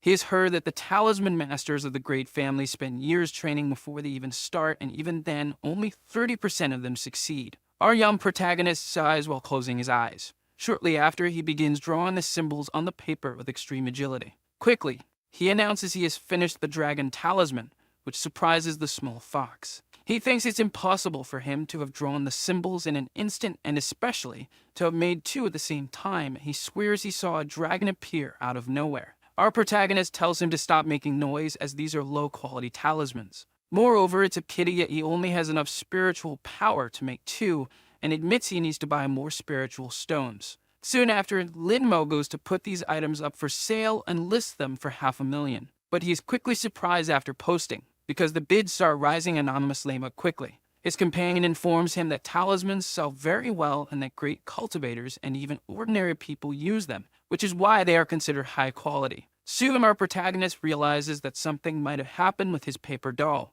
Observing closely through the doll's vision, he notices that the blonde is also on the dark network, looking at something strange. With eyes full of dark circles, she remarks that investigating a kid who went missing is really exhausting. Until suddenly, she sees the listing for the high-quality talisman, along with the invisibility effect, which seems quite convincing. She assumes it's a good time since she doesn't know this demon, and it's better to be prepared to watch him if necessary. Our protagonist thinks that a spiritual stone might be useful, and moreover, a missing demon is truly strange, and he wonders if it could be the venerable demon. We then see the next day at school, precisely during lunchtime. Our dear Lin Mo climbs the stairs until he is interrupted by 3 boys. They end up insulting him and asking how he dares to disguise himself to get the girls' attention. But down on the inside, he's still the same trash. Our protagonist keeps his expression dark and neutral while looking slightly down. His ex-girlfriend says she's enjoying this hypnosis more since it's giving her an unbelievable opportunity. But with an arrogant and especially threatening look, the protagonist warns them to get out of his way, which irritates the people in front of him. The boys, unconvinced, ask if Lin Mo has lost his will to live and then decide that they will kill him at that very moment. But before he could hurl more insults at the protagonist, he was caught by his massive hand. Our young protagonist pushes him against the wall in a single brutal move. The impact was so powerful that it knocked him out, and with an irritated look, our protagonist glances to the side. He sees the 2 other goons looking horrified, questioning if he really desires death. His ex thinks this is the moment to intervene and have the protagonist in her arms. But quickly, a black-haired girl steps in front of her. She shouts for them to stop tormenting him. It's the board game partner the protagonist met, and she immediately questions what's going on there. The beaten and crying boy lies, saying they just wanted to be friends, but Lin Mo pushed him and punched his nose. The young woman questions if that's really true, since there's no way of knowing if the boy is lying. Soon after, the protagonist's ex insults the girl, saying she ruined her moment. She then pretends to have just arrived and asks if her protagonist is okay, claiming she heard there was a commotion and rushed over. She asks if it was the girl who did it and then thanks her. She adds that one day she'll treat her to lunch to properly show her gratitude. She then grabs the protagonist's hand and asks him to leave with her, but promptly the black-haired girl holds her hand. With a confident tone, she says that this is truly detestable, as a woman should not take advantage of a defenseless man. With a malicious and angry expression, the ex-girlfriend tells her to stay away and not meddle in her affairs, as it's the best she can do. The protagonist tells her to let it go since they can leave now. He realizes she's losing control of the protagonist, so she tries to use her hypnosis. But the hypnosis is promptly nullified and doesn't work on our hero. The demon accompanying her informs her not to use magic for the rest of the day as he has a bad feeling. The black-haired girl states that she heard the younger girl had dumped the protagonist. She then walks past her, making her angry by saying she pities her. But the brown-haired girl stays rooted to the spot, trembling with anger as she can only think of how unpleasant this girl is and calls the protagonist a shameless dog for not obeying her orders. Later, after classes, we see the protagonist arrive at his home. He is in front of the computer with his small companion. Ken Xiuxiu then mentions that someone offered 2 spiritual stones and a lot of money, understanding that this person really knows how to do business. Our protagonist realizes the offer is from the blonde girl and wonders if she's a member of the Phoenix group, adding that it could be a trap. Lin Mo comments that his companion had told him that the Phoenix group was responsible for eliminating demonic cultivators, so there's no reason for them to be involved. But the small fox reveals that a trap isn't necessary as the Dark Gate network already cleanses demonic cultivators daily with the help of the Phoenix group. Then a small notification pops up on his computer. He notices that the chosen meeting point is Fangtong Station, a seemingly ordinary place. Even so, just to be safe, he goes disguised as usual. His small fox is perplexed, knowing that none of this is necessary as the site and the delivery are completely secure. The next day after classes, the protagonist successfully completes the delivery. He calculates that after the 200,000 commission in cash, he has 700,000 left and the spiritual stones. But still, he hadn't expected the quality of items in this world to be so poor. Our young protagonist then absorbs the raw materials all at once. With a smile, he realizes that at least he can still recover some of his spiritual power. He then takes 2 more talismans that he crafted, thus unleashing a massive dragon from the 2 papers. The protagonist instructs his small companion to sell the 2 on the Dark Gate network, to which the fox confirms. He can see the comments from people genuinely praising whoever the master was who created these 2 types of talismans. Lin Mo thinks that this world is truly backward in terms of cultivation, and it's strange that they get excited over a simple first-level talisman. Quickly, his small companion becomes excited and perplexed, because someone offered 3 million all at once for the protagonist's talisman. But soon, the price shot up to 4 million in one go. Someone in a fully technological room asks if they've gone mad. They then question how a first-level talisman can cost more than 3 million. Quickly, someone on the microphone states that the invisibility talisman that was sold earlier wasn't ordinary, and that's why they want to find out about the manufacturer. In the blonde girl's house, she looks at her state-of-the-art computer. Quickly, she starts getting even more irritated as she sees something in front of her. Yu Dangman clicks her mouse once, thus adding another million to the talisman auction.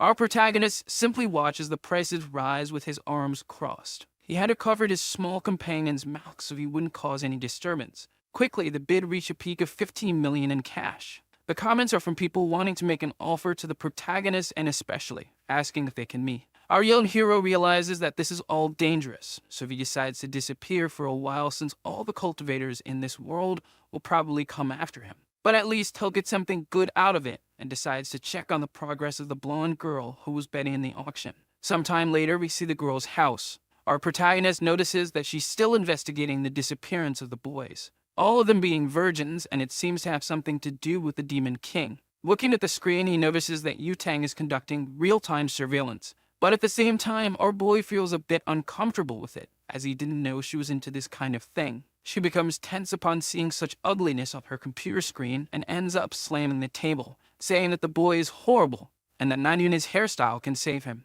The horrendous person then decides to search the internet for something, looking for tips to look better in photos. It could be anything that would make him look beautiful, so he still searches for eccentric filters. Other things cross his mind too, such as plastic surgery and facial harmonization. But there's something more. Things like having a flat stomach, long legs, and even removing love handles. Our dear Yu Tang feels she can't continue living after seeing such an atrocity on her screen. She admits that not even the fat guy is as unbearable as this disgusting person. Sometime later, we see the school during lunchtime. Our protagonist notices that the blonde girl said something irrelevant to him, until suddenly his attention is drawn by someone in front of him. It's the black-haired girl who asks if he wants to play. And if Lin Mo doesn't want to, that's okay, as she doesn't want an easy win. Silence fills the air as the protagonist looks at the board game. Soon he admits that he isn't feeling well and decides to leave. He acknowledges that he doesn't want to admit defeat, but the young man also doesn't want to take advantage of the situation in any way. Our protagonist then goes to the edge of the terrace, Climbing up to get some air, he thinks that if he wants to obtain the power of Yang, he'll need to create a formation, and the most powerful ones are the demonic ones. If only Linmo had some tea, and perhaps it would be possible to do what he desires.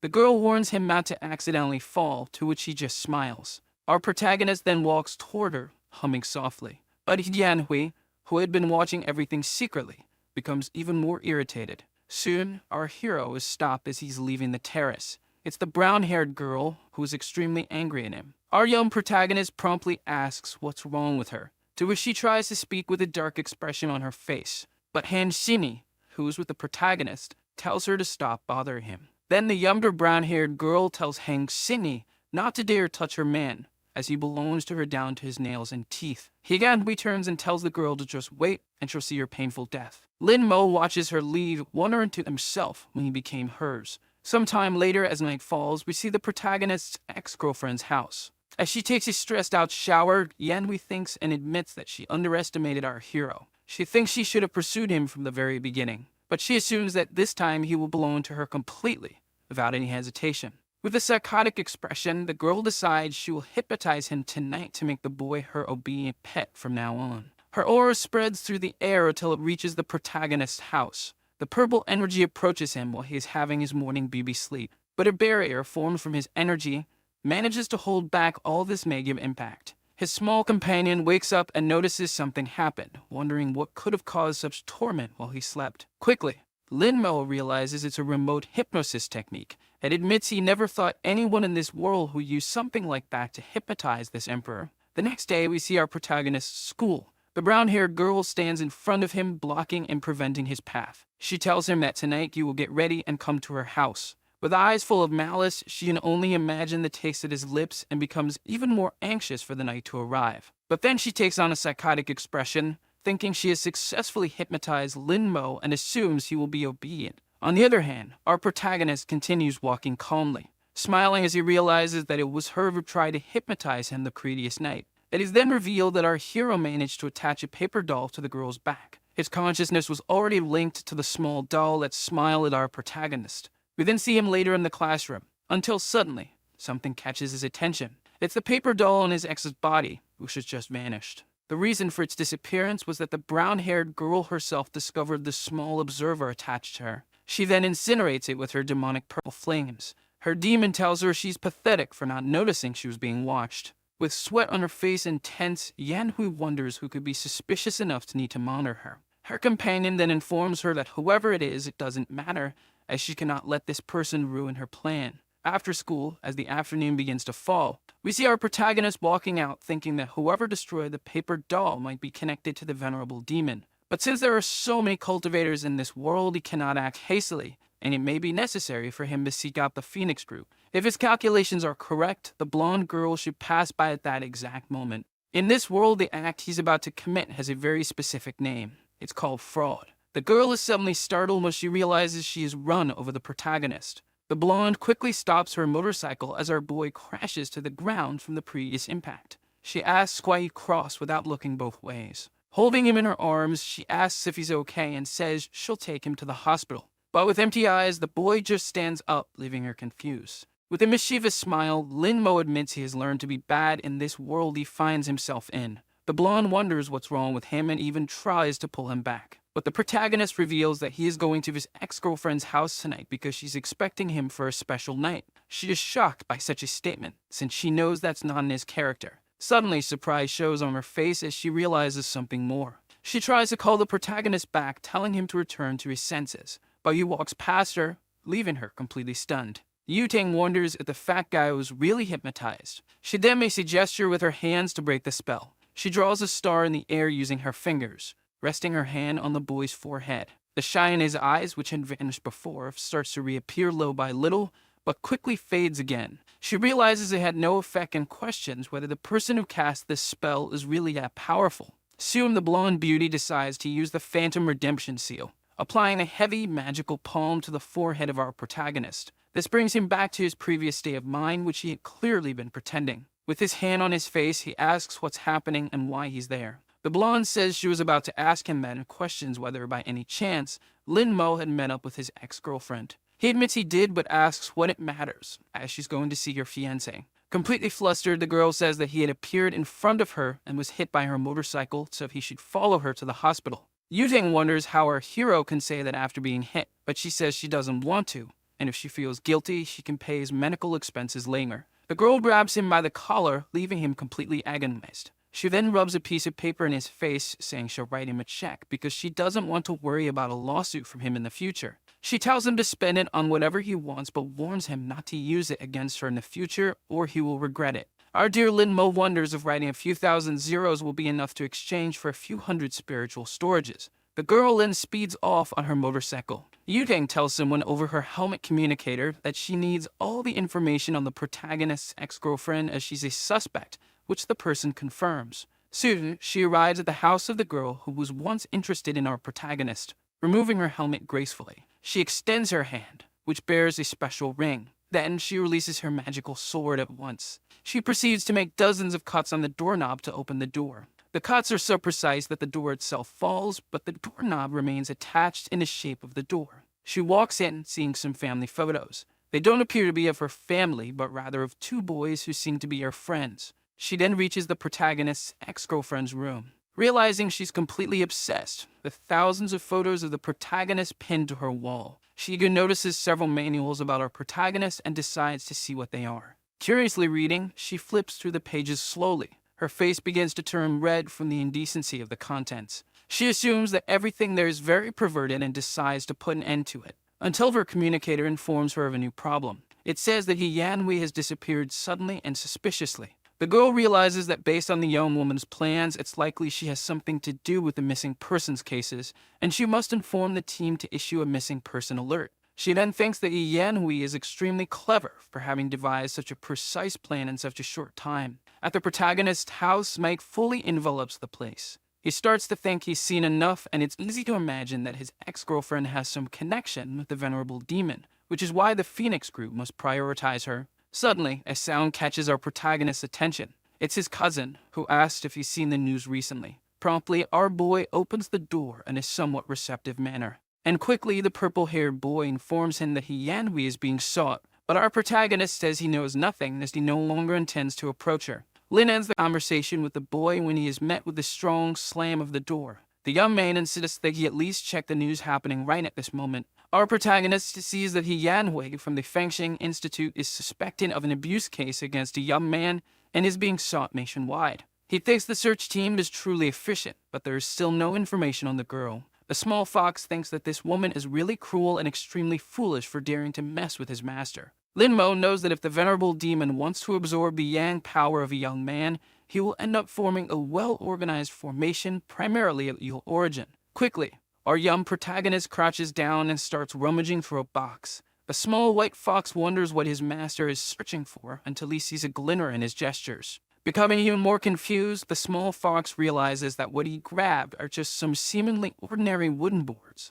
Our hero lets out a tired sigh. He then channels all of his energy into the two boards at once. They begin to disassemble and reform into a shape that suits his needs. It becomes a kind of manual compass made entirely of wood. The small fox is astonished that he managed to create such an ancient oriental compass in such a short time. Our boy thinks that, with the venerable demon's ability, it will be impossible for the Phoenix group to find her. That is, unless they use this compass to locate the malignant energy. Our young protagonist begins merging the two boards at once, turning it into a tracking device similar to a radar. A massive explosion occurs, causing a startled cry from the small fox. That light artifact from before now feels heavier with energy after merging with a low-level stone. The fox is stunned by this incredible sight. Quickly, the spoon that serves as a needle to point the direction begins to move. The small servant of our hero realizes that his master is truly powerful, having made a simple board work so effectively as a radar. Our protagonist then asks the small fox to hold it, to which the little spirit complies.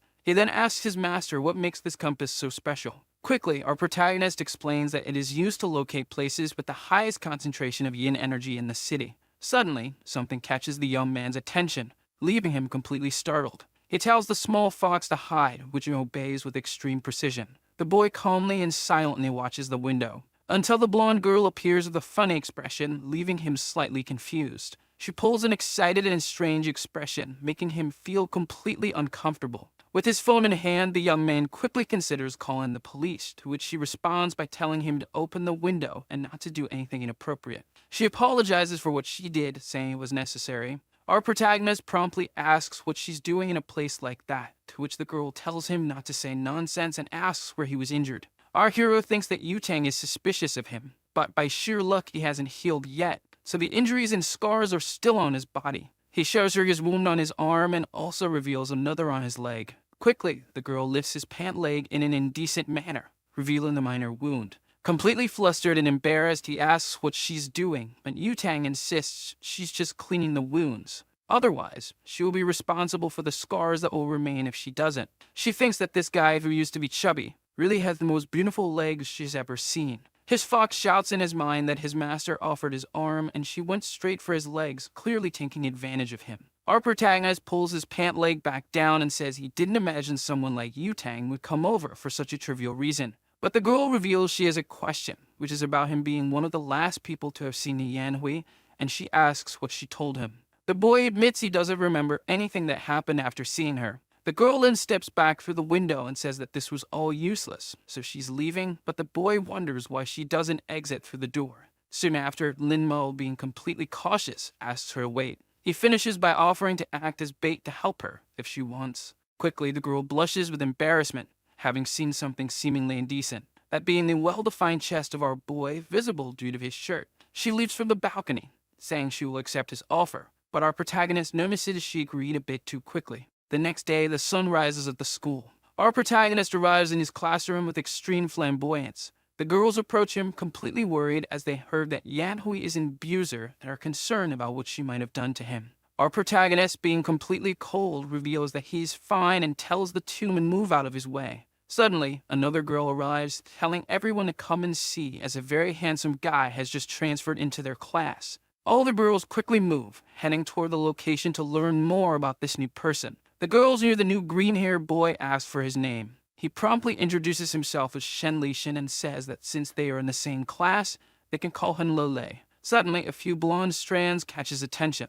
The girls persuade him to go with them to a spot at the main entrance, to which he roundly agrees. With ulterior motives, the young man reveals that he transferred to this school to investigate the case of He Yanhui, but even so, he did not expect to encounter such a beauty. But suddenly, he is surprised to see that she has her foot on the door. She then delivers a powerful kick that rips the door from its hinges. Immediately after, she shouts to her companion not to leave the school grounds as he shouldn't go outside before she does. The green-haired boy is completely bewildered by this behavior and begins calculating the odds of her being completely crazy despite her beauty. After school, as the sun begins to set, our protagonist leaves the premises still maintaining his usual extravagance. The blonde was waiting for him outside and orders Lin Mo to follow her. The two begin walking down the school hallway, which is completely silent. We can see that he was taken to the school's infirmary so they could be alone. He states that he's already healed, and if she touches his leg again, they'll have to retaliate and restrain her until the police arrive. But the girl reveals she doesn't care about that and asks our hero to look in a document.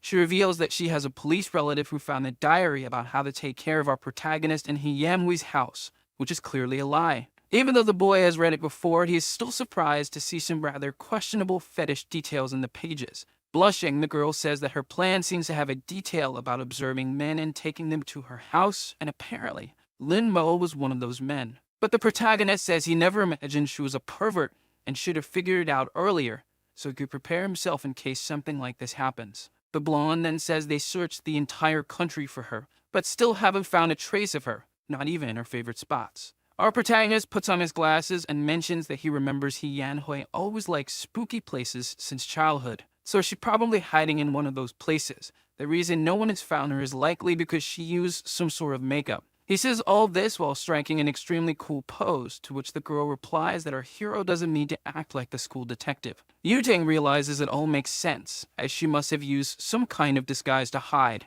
She understands that He Yanhui really enjoys dark places, so she must have taken many young boys there to practice her dark arts on their defenseless bodies. The girl then says that's all she has to discuss for today, and that therefore our hero needs to leave right now. He gives a mischievous smile at all this. Soon we see his house, where he appears completely defenseless. He has given her the clues, and next time Zhao Yu-Tang will go to the Darknet to buy a magic weapon to help find the yin energy. The boy then calls his small apprentice, who quickly appears. Our protagonist instructs him to put the compass he made up for auction on the dark door, which the small fox understands immediately. He begins typing on the keyboard with extreme speed. He decides to set the initial price at 10,000 in cash and publishes it. Then he informs his master that he has already listed it for auction, and it's just a matter of time before they see the results. Ken Xiushu notices that the bidding price is rising abnormally fast, as if it's an item highly coveted by everyone. Quickly, the 10,000 in cash turns into 5 million at a surreal speed.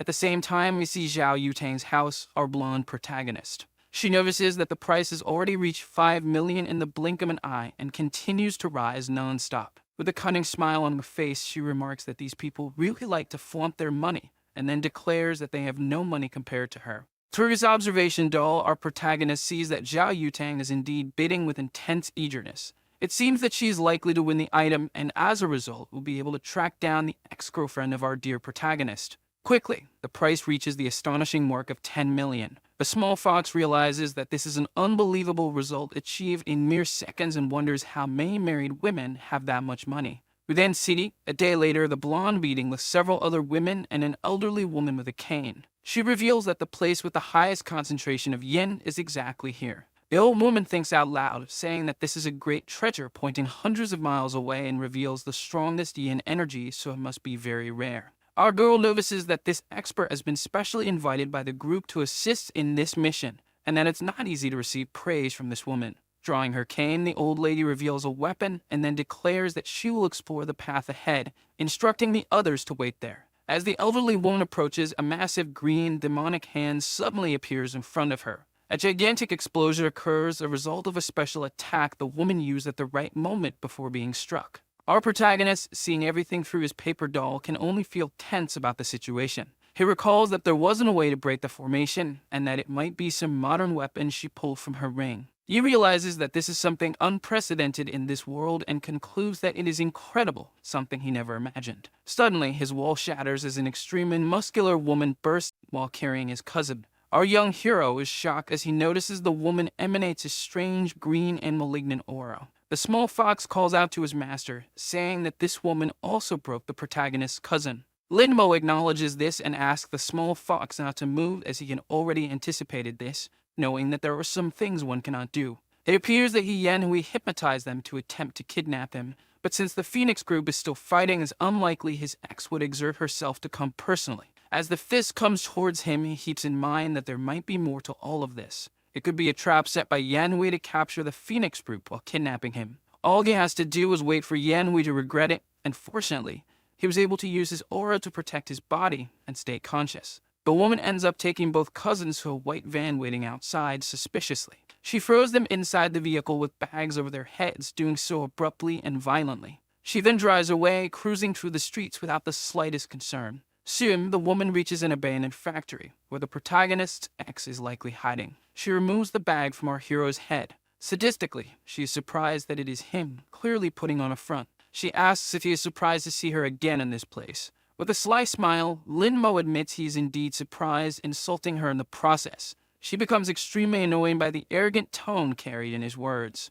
Throwing the boy against the wall, she can only assume he has a big, bold mouth to speak to her like that. Linmo advises her not to get any closer. Unbuttoning her shirt, she says he's still pretending to be arrogant and wonders if it was Zhao Yutang or Han Shinni who took his virginity. Her demon informs her that the blonde has broken the formation and is quickly heading their way, so it's best for Yanhui to hurry up and get the job done. With a malicious smile and a wicked expression, she agrees, saying it's true since the Emperor is waiting for her next special move. She declares that the protagonist should stay there and wait, as she will return after they have tested the Emperor. Our boy becomes tense at the possibility that the demonic sword or the venerable demon might be communicating internally with the girl. In a dark cell where water drips, we see, sometime later, the protagonist's cousin sleeping peacefully, even in such a situation. Her cousin wakes up in a panic, pleading not to be killed or abused. Looking around, he begs to be spared from this cruel fate and above all wonders where he is. Elsewhere, we see the crater created by the old woman who broke the formation. Everyone gathers to see the massive sight. The blonde realizes that Yanhui was indeed clever enough to use this formation to turn the place into a point of extreme yin concentration. Now they must follow the next direction the compass points to, so they can arrive in time, as the people there might already be dead. A green demon appears, laughing, and asks where the women think they're going. Suddenly, a huge explosion occurs, throwing everyone backward. Laughing maliciously, the flame-covered demon declares that everyone there will die without any demands. We then see the forest where the demon was summoned, and Tyr, calmly grazing in the lush, life-filled area, senses something. His action briefly startles it. A gigantic explosion of green energy shatters the ground. Smoke begins to spread along with that colossal and terrifying aura. The demon, summoning multiple blades, claims that none of them will escape his wrath. His attacks are aimed at the blonde as he shouts for her to go to hell, laughing all the while. As the attacks close in, the old woman shields the girl before she's hit. The elder declares that she will handle the demon while the others escort Miss Zhao away, as her life is too valuable to be lost to this phantom. The hot-ended spirit asks if she really plans to defeat him alone. He reiterates that no one will leave there alive, forming several seals with his many arms. He shouts, threatening that he will bury them all there that day and forms a formation. The seal crashes down on the spot where everyone is gathered. The old woman quickly recognizes it as the Soul Devourer formation. She shouts for everyone to use their auras to protect their bodies. One of the women doesn't have enough time and begins to feel her body burning, screaming in agony. Her cries echo as her life fades, along with her skin and flesh. The blonde is shocked and horrified by the evil scene that unfolds before her eyes. She pulls out a special bow from her storage ring, along with an arrow made entirely energy. Drawing the string, she mutters that this is a unique situation and she'll need to use ranged attacks. She announces her intention to aim for the demon's face in order to escape. Her Orva arrow magically alters its trajectory. It strikes the demonic face with great precision, accompanied by a large explosion. Even so, the demon declares that it's nothing compared to his immense power. The elder states that her life energy and magic are severely weakened due to the formation, so they won't be able to cause any damage to him. Soon, the spirit begins to inflate his mouth with something. It is a thick, dense smoke. Zhao Yutang realizes that the spirit is resurrecting the corpses. Her former companion begins to move in a zombie-like and eerie manner. But with extreme agility, the zombie lunges at her. With quick thinking, the blonde draws something from her storage ring. It is a sword, which she uses to slice the zombified woman in half. The elder then states that she will control the poisonous gas and that the girl must deal with the blood puppets as soon as possible. She also reveals that there is no salvation for any of her companions, but from the blonde's perspective, she sees the remorse in part of the faces of those she once called friends. Even so, the swift slash of her sword, she is able to defeat the monster. But with another adversary present, she decides to execute a maneuver in the air to finish it off. Unexpectedly, Yutang hears that dead body calling her name. She hesitates, unsure whether to strike her former friend who seems to have regained consciousness. But it was all in her head, as the monster still attacks, tearing a part of her abdomen with a single blow. The blonde can only cough up blood and regain her senses due to the damage. She grabs her weapon with more determination and ferocity. She then performs an X-shaped slash to end the fight. Even so, her wound is very severe. With blood dripping from her mouth and abdomen, she can only collapse to the ground. Her weapon dissolves into the wind along with the rain as she chokes on her own blood. She admits it was unexpected and wonders if these really were blood puppets. Yutang, in her thoughts, questions whether the old woman survived alongside her and thinks that if she had known the danger, she wouldn't have brought so many people. The two hypnotized people who arrive at the scene watch her as one of them pulls out a knife. The elder tries to shout the blonde's name. The spirit attacks her, asking how she dares to be distracted. Behind the barrier, the demon says he is eager to see how long the old woman's turtle shell will last. The blonde, lying on the ground, blames herself, realizing the elder was also dragged into this because of her. The knife flies towards her, ready to end her life. We can only hear her cursing herself as blood splatters into the air. But unexpectedly, the knife doesn't hit her. It strikes the ground beside her. The head of the attacker was severed in an instant. A girl announces that she felt the blonde's vitality fading too quickly and ran over. This is Zhao Hongling, leader of the Phoenix group, who states that it's too early for Yutang to die. Yutang recognizes her as the man beside her stares at the seemingly younger girl. But we are surprised as the man's head flies and the blonde addresses her as grandma. The elder is shocked by what just happened. For the famous Miss Hongling is present. The demon laughs as he realizes that the young girl is merely backup that came to assist the women. Feeling insulted, the spirit declares that she is just a mortal and won't be able to fight against this sword fragment. He claims that even if the emperor himself were there, he would stand no chance. Quickly, the mouth of the insolent spirit is shut by the attack of the childlike elder. She undoes the formation made by the ghostly face. The blonde realizes that a single strike was enough and acknowledges that her grandmother is truly incredible. The younger-looking elder then tells her granddaughter that if she had attacked from the start, she wouldn't have been injured like this. She extends a medicine, instructing her to drink it quickly. The girl complies and then asks her grandmother if she can locate her missing companion. The elder states that their target is the protagonist and that he must be saved.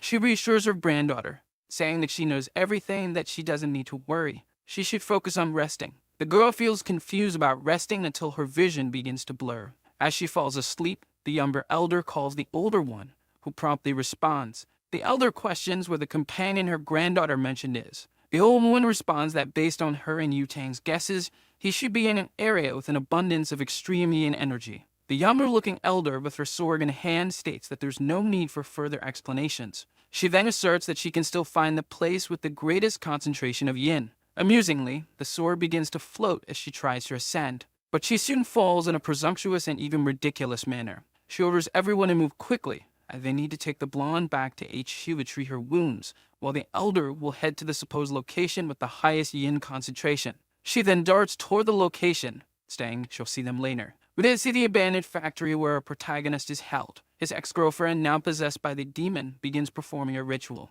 The fox, alongside the protagonist, asks what she is doing. Our protagonist explains that she is absorbing the yang energy from these men to increase her power, and the price is that she will age. Suddenly, something grabs her attention, a massive surge of energy. She questions who is disturbing her at this moment. Then we see the blonde's grandmother outside. Yanhui opens the door with a scowling, anguished expression. She asks what a young girl is doing there, and more importantly, if she's injured or lost. The younger-looking elder calls her auntie and says that the little bastard is inside. Confusion is evident on the face of the protagonist's ex-girlfriend at this statement. Inside the building, the small fox asks if it's safe to knock him unconscious again as soon as he wakes up. But our protagonist explains that there's no need to worry since he's quite resilient. Suddenly, a massive explosion occurs, startling him. Something flew from the doorway and crashed into the wall. It's the protagonist's ex, now impaled by the enormous sword of the little girl. Floating in the air, the girl remarks that they are just getting started, so Yanhui shouldn't be complaining. Sitting on the sword, the small girl questions whether the older girl won't respond. The ex, taken completely by surprise, asks the younger-looking one to at least put up a fight. With her hands covered in green energy, the ex-girlfriend begins to pull the sword from her chest. She yanks it out and curses, throwing the sword upward. The little girl hovers in the air, watching the scene unfold amusingly. The ex throws the sword and yells for the brat to go to hell.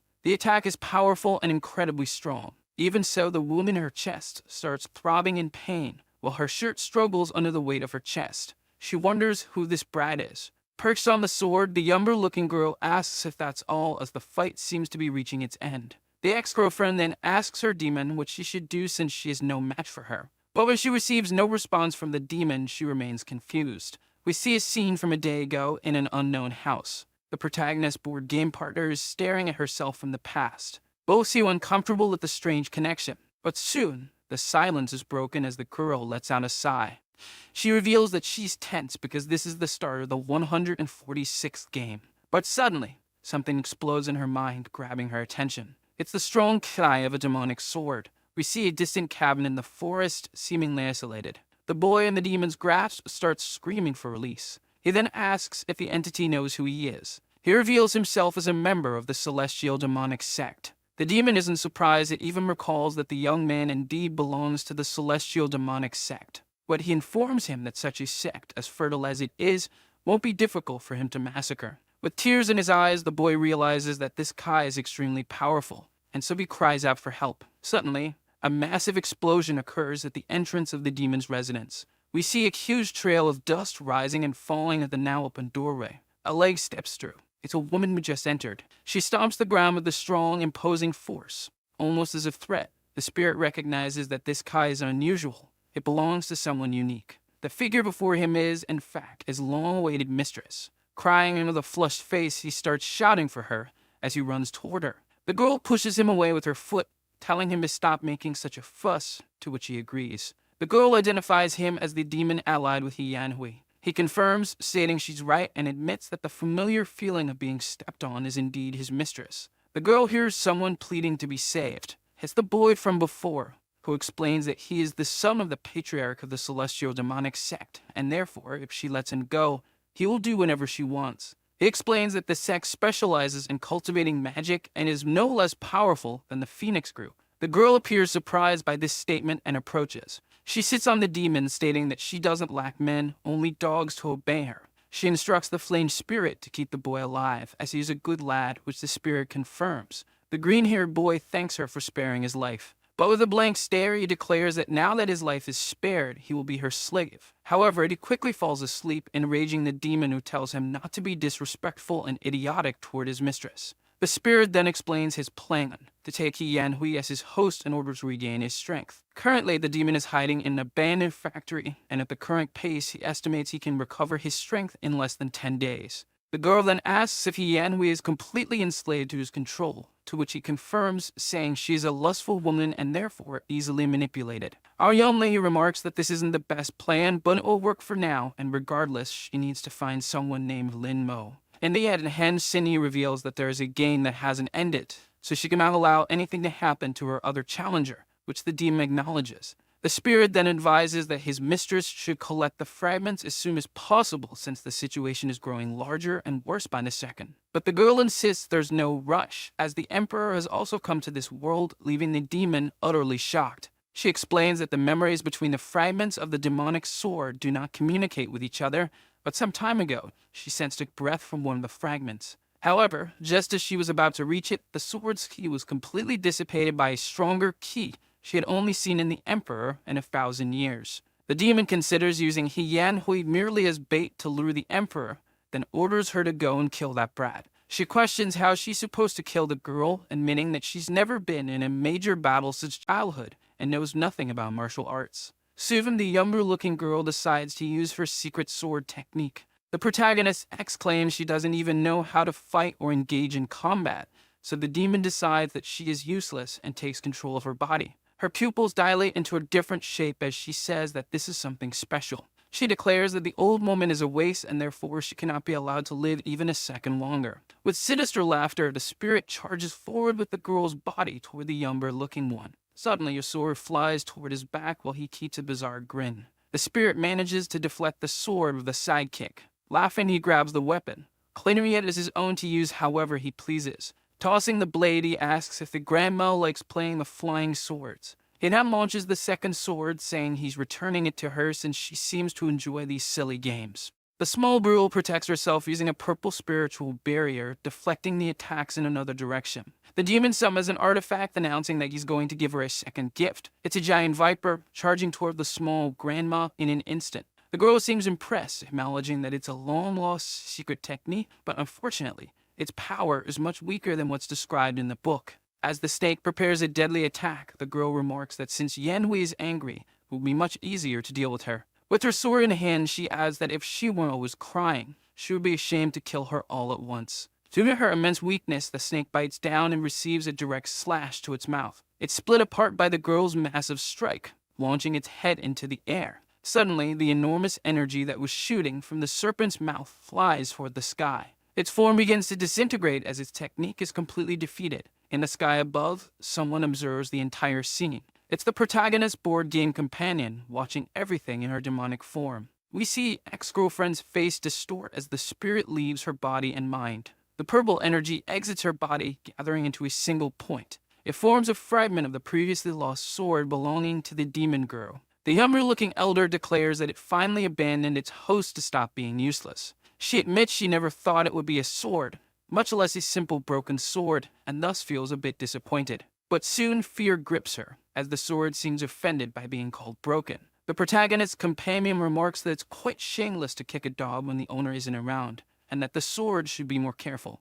The girl, sweating profusely from tension, recognizes this key as belonging to a high-level underworld demon. Her breathing begins to falter and catch in her throat as she feels the overwhelming pressure. Slowly turning her face, she witnesses this terrifying scene. She struggles to regain her breath, feeling suffocated by the sheer power disparity. Staring up at the girl above her, the elder can only tremble at the frightening sight. The horned girl taunts her, saying she's shameless for daring to stare at her so boldly. Suddenly, with incredible speed, the demoness vanishes from above the elder. Holding her sword, she remarks that it's no wonder she was so hard to find since her kai was being suppressed by the seemingly older girl. The elder attempts to use her purple energy to fend off the attack and defeat the demon girl. She uses the 8th level Taoist sealing technique, causing pink bands to start wrapping around the demoness's face and body. But through those bands, a clear look of menace is visible, one that belongs to someone vastly superior to that technique. As the spell nears completion, the bands begin to change to a deep orange hue. The nails anchor into the ground, finalizing the invocation of her sealing technique. The elder uses the power of the body she possesses to borrow the 10,000 talismans of the 8 directions. She initiates the suppression of evil with the 10,000 talismans to seal the demon as well. Despite this, pink energy emanates from the massive seal. Still tense, she uses 4 celestial flames to enhance the spell's effectiveness. She then invokes the red lotus seal of the infernal sky to support the process. She completes the seal, closing off the demoness entirely. She begins reciting a higher vow, using the law of equality to make all demons tremble and hide. She decides to combine her techniques to perform her final spell. The energy made Buddha clasps its hands in prayer as its tears fall. Suddenly, a crack appears, spreading rapidly. The enormous statue that just emerged begins to shatter deeply under the power of the sealed being. This was not the outcome she expected. It simply should not be possible. A bright red light starts emanating from the figure. She recalls hearing that Hongling is the strongest fighter and that no one can surpass her, but she isn't impressed by the so-called strongest fighter's power. It's time to end this brat's fun. Despite feeling apprehensive, she says things aren't over yet. But standing beside her, the strange woman is already at her side, curious about what's supposedly not over. At that moment, the girl realizes she's in serious trouble as her abdomen has been sliced without her even noticing. The demon woman remarks that when it's over, it really is over. She continues on her path while the poor redhead of modest stature collapses to the ground.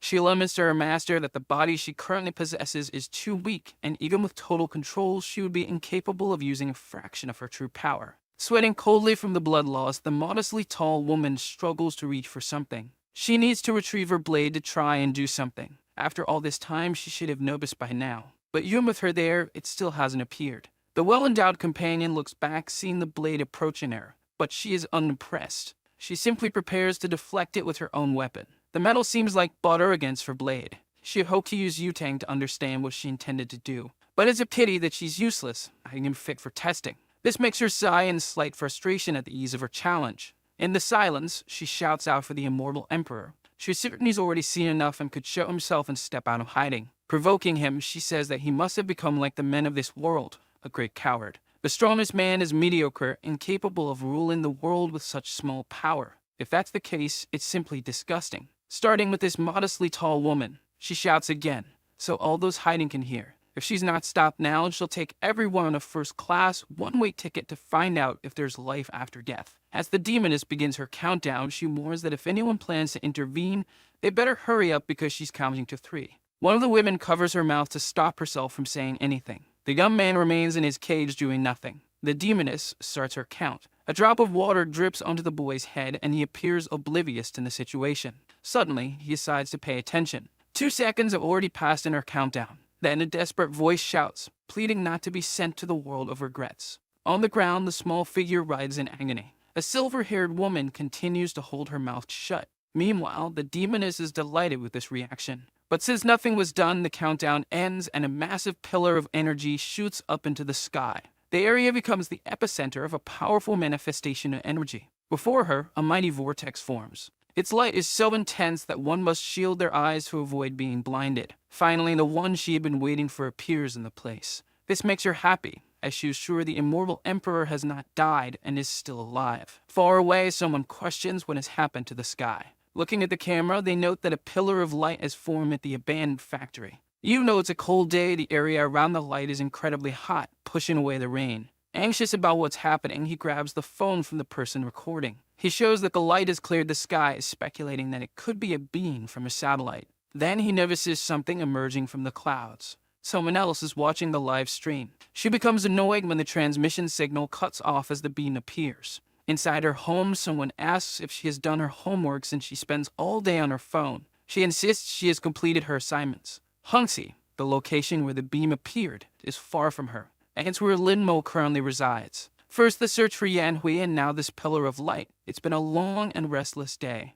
As she opens the door, the emperor appears, pushing the demoness by the head. Even after they've left, the wind continues to blow through the area. Finally, the air settles, but the window is shattered. The girl has no idea what just happened there. They simply cross the entire building. The demoness taunts him, saying that without the sacred sword, he is like an old man without tadalafil, completely useless. Delivering a blow, she declares that he is now nothing more than a punching bag. The force of the impact sends him crashing to the ground, destroying nearby buildings. Not satisfied, she begins to gather aura between her hands. She's preparing a massive attack. As she charges it, she chants an incantation. That dark power pierces the sky like a sword. A peculiar shape starts to appear above. Among the clouds, they look like a giant pair of eyes. It reveals itself as an enormous creature, similar to a giant snake. Opening its massive jaws, it releases a beam of energy aimed at the immortal emperor. From above, she's incredulous that he was unable to dodge the attack. But soon as she realizes that things did not go as planned, he remains unscathed. She hadn't expected him to have such a strong protective seal. It's not fair. He knew demon kings were cruel, but it seems their descendants are even worse, showing no regard for innocent lives. Observing her, he realizes that the apple doesn't fall far from the tree, and the son is just like the father. This enrages her, as she believes someone like him has no right to interfere in her family's affairs. The serpent launches a massive attack directed at the city. She shows no concern for the civilians and states that they may live only if the emperor dies. The serpent gathers more energy, closing its mouth. This time it strikes the ground with a continuous beam. It shoots through the entire city in a straight line. Wherever the beam passes, the destruction is total, and flames burn without cease. From above, the demon king watches her handiwork with satisfaction. She's pleased as the emperor's defenses have now cracked, and she waits to see what he's capable of doing. He begins to channel energy into two of his fingers. He moves them delicately. To her surprise, this movement is familiar and she recognizes it. It's a sword technique. As she realizes this, the serpent is already struck. Then, as she looks at the creature, she notices the severe damage. Finally, after some time, the emperor wields a sword. Now it's with him. It's a good embryo, and it was worth the wait. She realizes that he placed a charm on the sword when she wasn't looking, forcing her to reveal her weakness. But his plan would only work if he could wield the trash in his hands. Creating a circle with the sword, he prepares a technique. He then brings the sword down, performing a slash. It's a secret technique, the refinement of the divine flame. She feels satisfied, as he always has something new to show. An intense clash of energies occurs between them. The two begin to collide at incredible speed in the sky. Quickly reacting, the demon queen catches him off guard. After several attacks, she manages to land a slash on him. Even so, he smiles as he had finally arrived, just slower than the sword. Then the figure representing him vanishes and rays of light emerge from it. Realizing that the figure was burned, she understands it was a clone, but she doesn't know what passed through it. A small paper doll suddenly appears in front of her, completely pierced. Meanwhile, two combat planes approach, unleashing bursts of gunfire. She assumes this is also part of the Emperor's plan, but modern weapons lack any aura. They are just high-speed projectiles. Unimpressed, she makes a move with her sword, mockingly calling them brave. Still, one of the planes manages to evade the aura attack. It launches a missile toward its target. However, to her, that attack is far too slow. But the missile corrects its trajectory. This catches the demon queen off guard. She is engulfed in a massive explosion. The target is locked and the planes continue their assault. A barrage of missiles explodes upon impact. Everything is going according to his plan, but he knows modern weapons won't hold her for more than a minute. Without his sword, he isn't a match for her, so he needs something as powerful as his sacred sword. The forging had been completed during the battle. Now only one final and crucial step remains. He sighs as it is time to begin the cooling process. With low fuel remaining, the planes prepare to return to base. Suddenly, an eruption occurs in the city's ground. A massive, shapeless hand rises toward the sky. It grabs one of the planes. Over the radio, the pilot warns the others to get away as quickly as possible. The other plane attempts to evade the hand, but it is struck as the hand uses its companion as a weapon. An eyeless creature appears, roaring furiously. The creature is colossal, dwarfing the nearby buildings. From above, the demon queen declares that this is what happens when they interfere in her fight. Now they all must die. Someone informs her that the beast is a roaming source of spiritual energy, a perfect opportunity to eliminate the emperor before he completes his plan. But from above, something catches her attention. It distracts her, drawing her focus. A small child is crying, searching for his father. As he cries, he says he's very scared. While he shouts for his father, one of the creature's claws moves toward him. It's only a moment away from turning him into a splatter. The demon queen watches closely. The little boy continues crying, unaware that he's about to become a sandwich filling. This scene makes her close her eyes as she recalls something. She remembers when she was also small, searching for her father. With all the destruction, the city is in chaos and all the exits are blocked. In the middle of the traffic, a call goes unanswered. The man says his wife never answers, even when it's important. Unfortunately, they can't get a phone signal. But through the news, they learn that the monster that appeared in the city center has vanished suddenly. Inside the car, the man worries about the rain that has begun to fall. His daughter mentions that the news had predicted no rain for that day. Beside the bridge, a massive cyclone is forming, gathering water into its body. Some curious onlookers get out of their cars to film it, completely disconnected from the reality and the risk it poses. At the center of the cyclone is the Emperor's blazing sword. He is manipulating the water. It's how he's cooling his sword. The energy condenses, releasing a shockwave that creates waves in the water. The force of the waves drags cars on the bridge, likely sweeping away the fools filming as well. Afterward, a thick fog forms over the area. The girl exits the car despite her father's warnings to stay inside. She looks toward where the river was and she can't believe what she sees. All the water that had been below has disappeared, as if it had been drained. High above, the Emperor stands before his sword. He reaches out a hand to the weapon's hilt. The moment he touches it, an intense burst of light is released. The light is visible even within the mist. The energy released is so powerful that the fog is immediately dispersed. Now the blade he's been preparing is ready to strike down the unprepared. He looks at the fruit of his effort. It had been a long wait. In the mist, the demon queen states that he has been playing the fool while holding a child's hand. She says she wasn't waiting there for him. The little kid smiles because he's finally found his irresponsible father. They embrace and the demon queen tells the adult to get out of there because it's not safe. She doesn't like dragging out fights, so she plans to end this quickly, just as they did in her previous life. The Emperor agrees with her. Positioning her sword above her head, she begins chanting an invocation for a powerful barrier spell. Not to be outdone, the Emperor also summons an entity, but his is adorned with sacred colors. She swings her sword, launching a dark attack. The Emperor responds with an attack that resembles a Shaolin hero's energy. The energies clash violently in the sky. This is what she was waiting for. And now that he has his sword, there are no excuses when he loses. Placing his fingers in front of his face, the Emperor begins a prayer. Markings appear on his face and the sword he created disintegrates. Observing this, the demon queen realizes he's using a forbidden sword technique. This is what he used the last time, and she should have prepared her demonic sword for this because, in its current state, it's no match. Without the strength to resist his technique, she is struck. A massive beam of light continues to advance toward her. In the sky, a mysterious rift begins to form. Opening slowly, it reveals another dimension. With such power, the sky is tearing apart. Completely wounded and exhausted, she admits it's overwhelming. The Emperor stands before her, watching her closely. Looking at her, he states that a winner has already been decided, but someone interrupts, claiming that the battle is just beginning. Severely wounded, the demon queen mentions what she's seeing. It's the other half of the magic sword. The sword speaks, revealing that it had hidden well to gather its pieces, but the woman possessed many of them. In her injured state, she declares that even that fake sword wouldn't be able to land a fatal blow on her. Soon, she'll recover from her wounds, and unlike him, she still has a magic sword. Even if it's a mediocre victory, a winner has already been decided. Unexpectedly, the sword pierces her from behind, emerging through her chest. The sword refuses to take orders from someone whose energy is so weak. Now the two of them will die in this place. The cursed sword intends to start with the weakest one first. Telling her to return home, in this case to hell, it charges forward. It violently strikes the spot where the demon queen was. But something is wrong, there are no guts, only concrete. Mockingly, the sword remarks that the Emperor played the hero, saving the damsel in distress, but he's just a fool. Barely able to stand, the demon queen asks to be put down as she didn't consent to the touch. Being saved by the Emperor is worse than being cut by the cursed sword and more hateful than being a bald woman.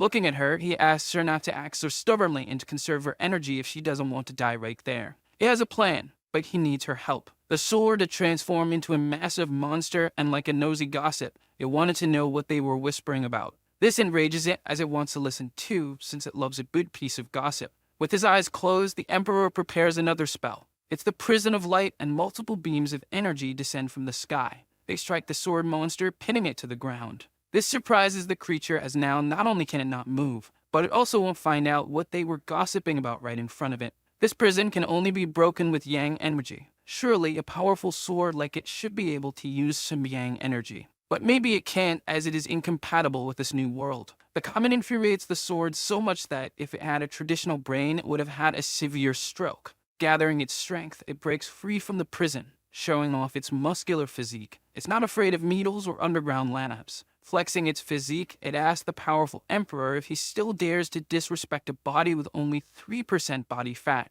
Preparing a mighty punch, it declares that he has little scent left and is holding a dying horse in his arms. It's shameful, and now it's going to send both of them to hell. However, with the woman in his arms, the emperor snaps his fingers. The monster sword is struck above where its floating lid would be. If it had a liver and were an alcoholic, it would have been fatal. Realizing the extensive damage, it wonders how it was possible. It seems it really was an alcoholic. Having gathered all the fragments, its peace must be within this enhanced body as well. The emperor had transformed that fragment into bait after refining it. It was his trump card against the demon queen, but he ended up using it against the sword. The monster panics as its yang energy drains away and its well-maintained physique fades, leaving its veins empty. Now it's time for the demon queen to do her part. To the sword's displeasure, she begins absorbing its energy. Returning to its thin and frail state, the sword is desperate, as it longs to regain its former physique. With a crack appearing on its blade, it curses them both. She was right. The yang power sealed within the sword still remains in his body. Now is the time for them to settle their differences. A massive tongue falls in front of them. It's the beast of chaos, and the sword rejoices, believing that the gods haven't abandoned it. Pleased, it wishes the two of them good luck in dealing with this monstrous creature now. Looking at the emperor, she says she's done her part as agreed, and now she wants to know the next step. He looks up the sky carefully. The next step is to fix the crack in the sky. But she's a demon. She's only learned destruction techniques. Repair is not her forte. He releases her, telling her she can leave as he can handle it alone. He just asks her to remember what she promised him. Faced with the problem, he brings his hands together and his eyes begin to glow. Separating his palms, a small source of energy appears. He releases it toward the creature, commanding it to return to the other side. As he orders the rift to close, the creature is pushed back. Immediately, the crack in the sky begins to seal. Watching all this, the demoness is impressed by such power. With blood filling his mouth, he says it's not that simple. He coughs, completely drained. Doing that left him with not a single drop of energy remaining.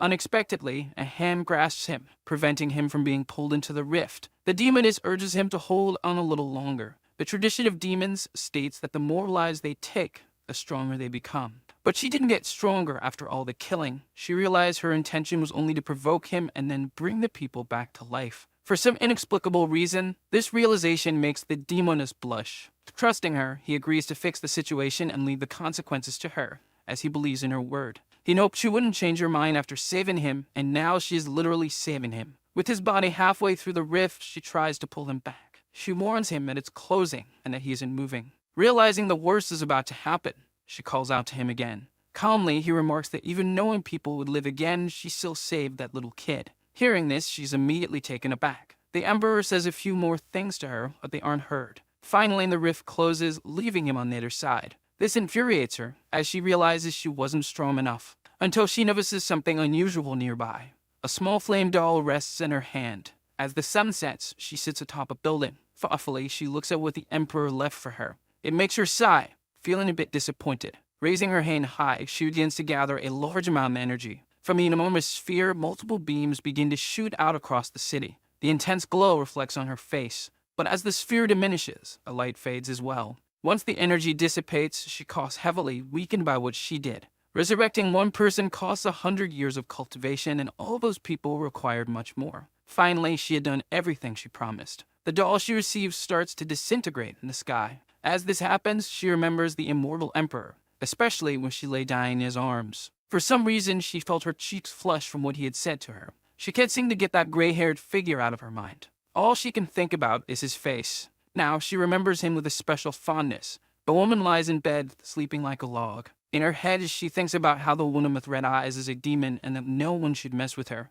A demon hands her a sword to kill the spy of the immortals, who had already slain many of her kind. But she's just a child. The adult urges her to complete the task quickly. Her hands tremble with hesitation. Growing impatient, the adult pushes her. Thus, the blade pierces the prisoner's stomach. It's too much for her to handle, as she's only a child. The adult tells her that this gentleness is a weakness that will one day come back to haunt her. Gradually, the dream shifts. It's she who should reconsider her thoughts on this matter. Now her eyes fall upon something else. The immortal emperor is being pulled into the rift. She just wants him to shut up and try harder to be saved. But he mentions what she did with the lost child. Those words torment her, and she begs him to be quiet. But the emperor only responds with a slight smile. He knew she wasn't a good person, but he didn't expect her to not be entirely bad either. After this intense, troubled dream, she rises from her bed. Her hands clutch the sheets as she feels shaken. At a large table, a shadowy woman recounts the events of the past week. The two fought and destroyed half the city, and a clash of swords even tore through the sky. In the end, some unknown force brought back everyone who had died, but they can't expect that to happen again. One person suggests they might as well sit and wait for death if they trust these clowns. Yang Qianyu questions what else they can do besides nothing. The Seiyachi finds it hard to believe that a sword slash could split the sky and open a rift. The sword saint feels embarrassed by this narrative, as she's unaware of any such technique. Like Cinnamon tells her not to feel that way, as no immortal could create a hole in the sky. The guy who's into body modifications mentions that old man Zhao was wiped out with a single blow, and they wouldn't stand a chance either. Yutang, with her ample attributes, asks her grandmother if the people there had gathered just to complain. Grandma Bayan tells her grandmother to be more polite, as she has already spoken with another elder about how they plan to handle this issue. Since ancient times, her clan is overseeing oracles, the arms of the divine path that govern the world today, defending the righteous way and eliminating heretics. But the oracle left an enigmatic message. They must drink this tear and do what is right, and they sealed it without knowing its effects. The blonde wants to know what this tear has to do with them and their plans. Her grandmother recalls that when Yutang arrived at the temple, she had so many wounds that her chances of survival were slim, which makes Yutang ask how she's still breathing. The seal it had placed broke, and its contents fused with her. She is now the daughter of destiny from the heavens. This is their trump card, and they need to help Yutang cultivate. One of them suggests bringing in a man from his clan to pair with her, aiding her cultivation. But the woman with the slight shadow says it needs to be someone with a pure yang body, shocking Yutang that they're taking this seriously. A man with such energy is naturally very handsome, so they would have to choose the most beautiful, which further annoys Yutang. The guy with the piercing mentions that you must also be young, as an age difference would be counterproductive, so they should look in schools. That's why there's a beauty contest in progress. Hearing this, Yutang is upset that she doesn't have a say in the matter. Now the red-eyed girl learns about this new plan. It's necessary for Yutang to double her cultivation. There will be a beauty contest among students, putting him on the list of potential candidates. She wants him to win it, as it would bring them closer to the Phoenix Group and the Daughter of Destiny. In the meeting, they also mention something else, and she wants to hear it. They plan to use all they can to find the Emperor and His Majesty. After hearing this, she releases the guy to leave. But a week has passed since everything in her aura still hasn't recovered. This body is weak, and since her last resurrection, her foundations have been damaged. Even if this world isn't dangerous, things have become complicated with the rebellion of the magic sword, as the Emperor and the demon sword are her enemies. She will remain hidden as Han Xini for now, but once she recovers, she will pursue the sword first. She says she'll keep the pot, and the man tells her to move to the next counter. He also asks if she likes monarchs, which embarrasses her. A small girl with foxy ears greets her master. She asks if he's all right, but the young man is meditating, deeply focused. However, he had instructed her to keep an eye on Yutang with the paper doll, so she summarizes the meeting's events. She didn't hear everything clearly, but she mentioned the beauty contest and how they want to double Yutang's cultivation to face the demon queen. Additionally, they're searching for her master and the demon, so he dismisses her as he needs to focus. The use of forbidden techniques affects his mortal body, making it feel as if he has no power left, so he must keep Lin Mo under the radar for a while. He makes a precise move on the board. His opponent has lost in him once again. She acknowledges this, but thinks she only let him win because he was kidnapped because of her, believing that a mortal would never truly beat her. She recalls that she promised to no wish if he won, assuming it would be something like going out together or something typical. To her surprise, he says that's boring and suggests they discuss it another time. She hadn't played well today, she seems sleepy and should have washed her face before coming to school. This infuriates her, as she tried to be nice to the mortal, but it only inflated his ego more. She vows never to let him win again. A young woman greets Lin Mo, mentioning that she hasn't seen him all day. She says there's a beauty contest and she and her sister would have voted for him, but he's not on the list. He finds it too tedious and has no interest in participating. It's hard to believe that someone so vain would find a contest like this boring. So she thought that he was actually playing hard to get, so she decided she would be the one to sign him up for the contest. It seems that organizing such a contest at schools was way too easy. So far, the first place belongs to a smelly nerd with visual impairment. She refuses to marry this clown, until, among them, she came across Lin Mo. In front of her phone, the girl called her friends over to see something. It was a video of Shen playing the guitar. The guy's charisma made them a bit wet.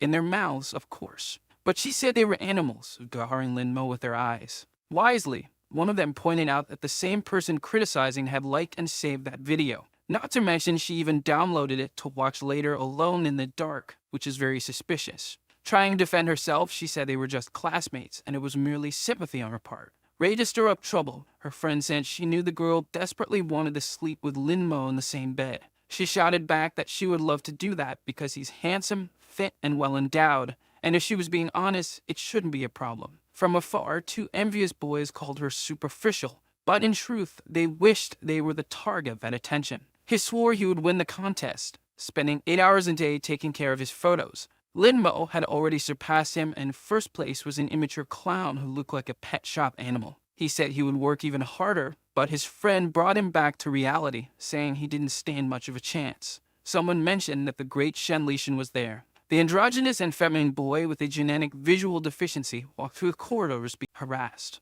Then he said he was done for the day, because now he wanted to talk to Yu-tang alone. She thought he might not even know the real reason for the contest, but she was curious to know what he had to say. With a different voice, he said he hoped to continue receiving their support. But Yu-tang noticed this change. The boy approached with some cookies he had made for her, but his voice changed when he asked her to try one of them. But she refused to eat anything that clown made, as he looked like someone who didn't wash his hands. She left, calling him disgusting, but she noticed that the voice effect produced by the divine demon didn't affect her. Perhaps it's because she is the daughter of destiny. Yu-tang was definitely irritated, feeling disgusted by the guy with glasses. She knew he was a cultivator using this ability to get attention from girls, and she didn't want to join him. But he was already on her grandmother's list, so she might not be able to tell her who he really is. While she sat at the table, her friend said Lin-mo had shown up. It's too rare to see him alone. Shen has been attracting all the girls lately, and Yu-tang had forgotten he was in second place. Her friend said she should go talk to him, which made her blush completely. She was so embarrassed that she hadn't even thought of it as a possibility,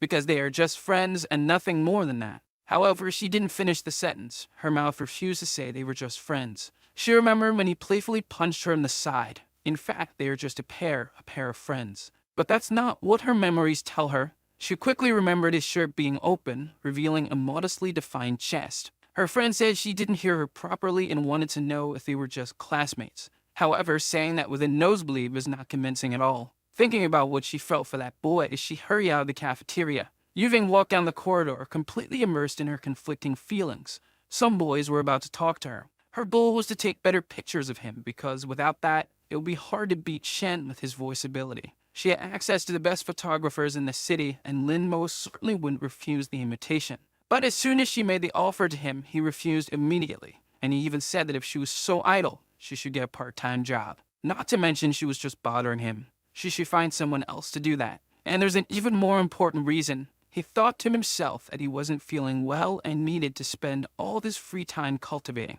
But to her, he said he had recently been kidnapped and preferred not to trust girls. This last explanation seemed plausible, and she accepted his words. At the gym, she punched the punching bag with all her strength. Thinking about the situation, she imagined it was all her fault, because she had promised to protect him. She had told him everything would be fine. But in the end, it sounded like she was lying. Because of that, he no longer trusted her, and there was nothing she could do about it. It was a situation that filled her with rage. Thinking about all this, she started sobbing uncontrollably. Imagining marrying that disgusting, almost blind guy was worse than death. She soon became angry again and began beating the punching bag. A woman with huge biceps and a masculine face asked why the gym was empty.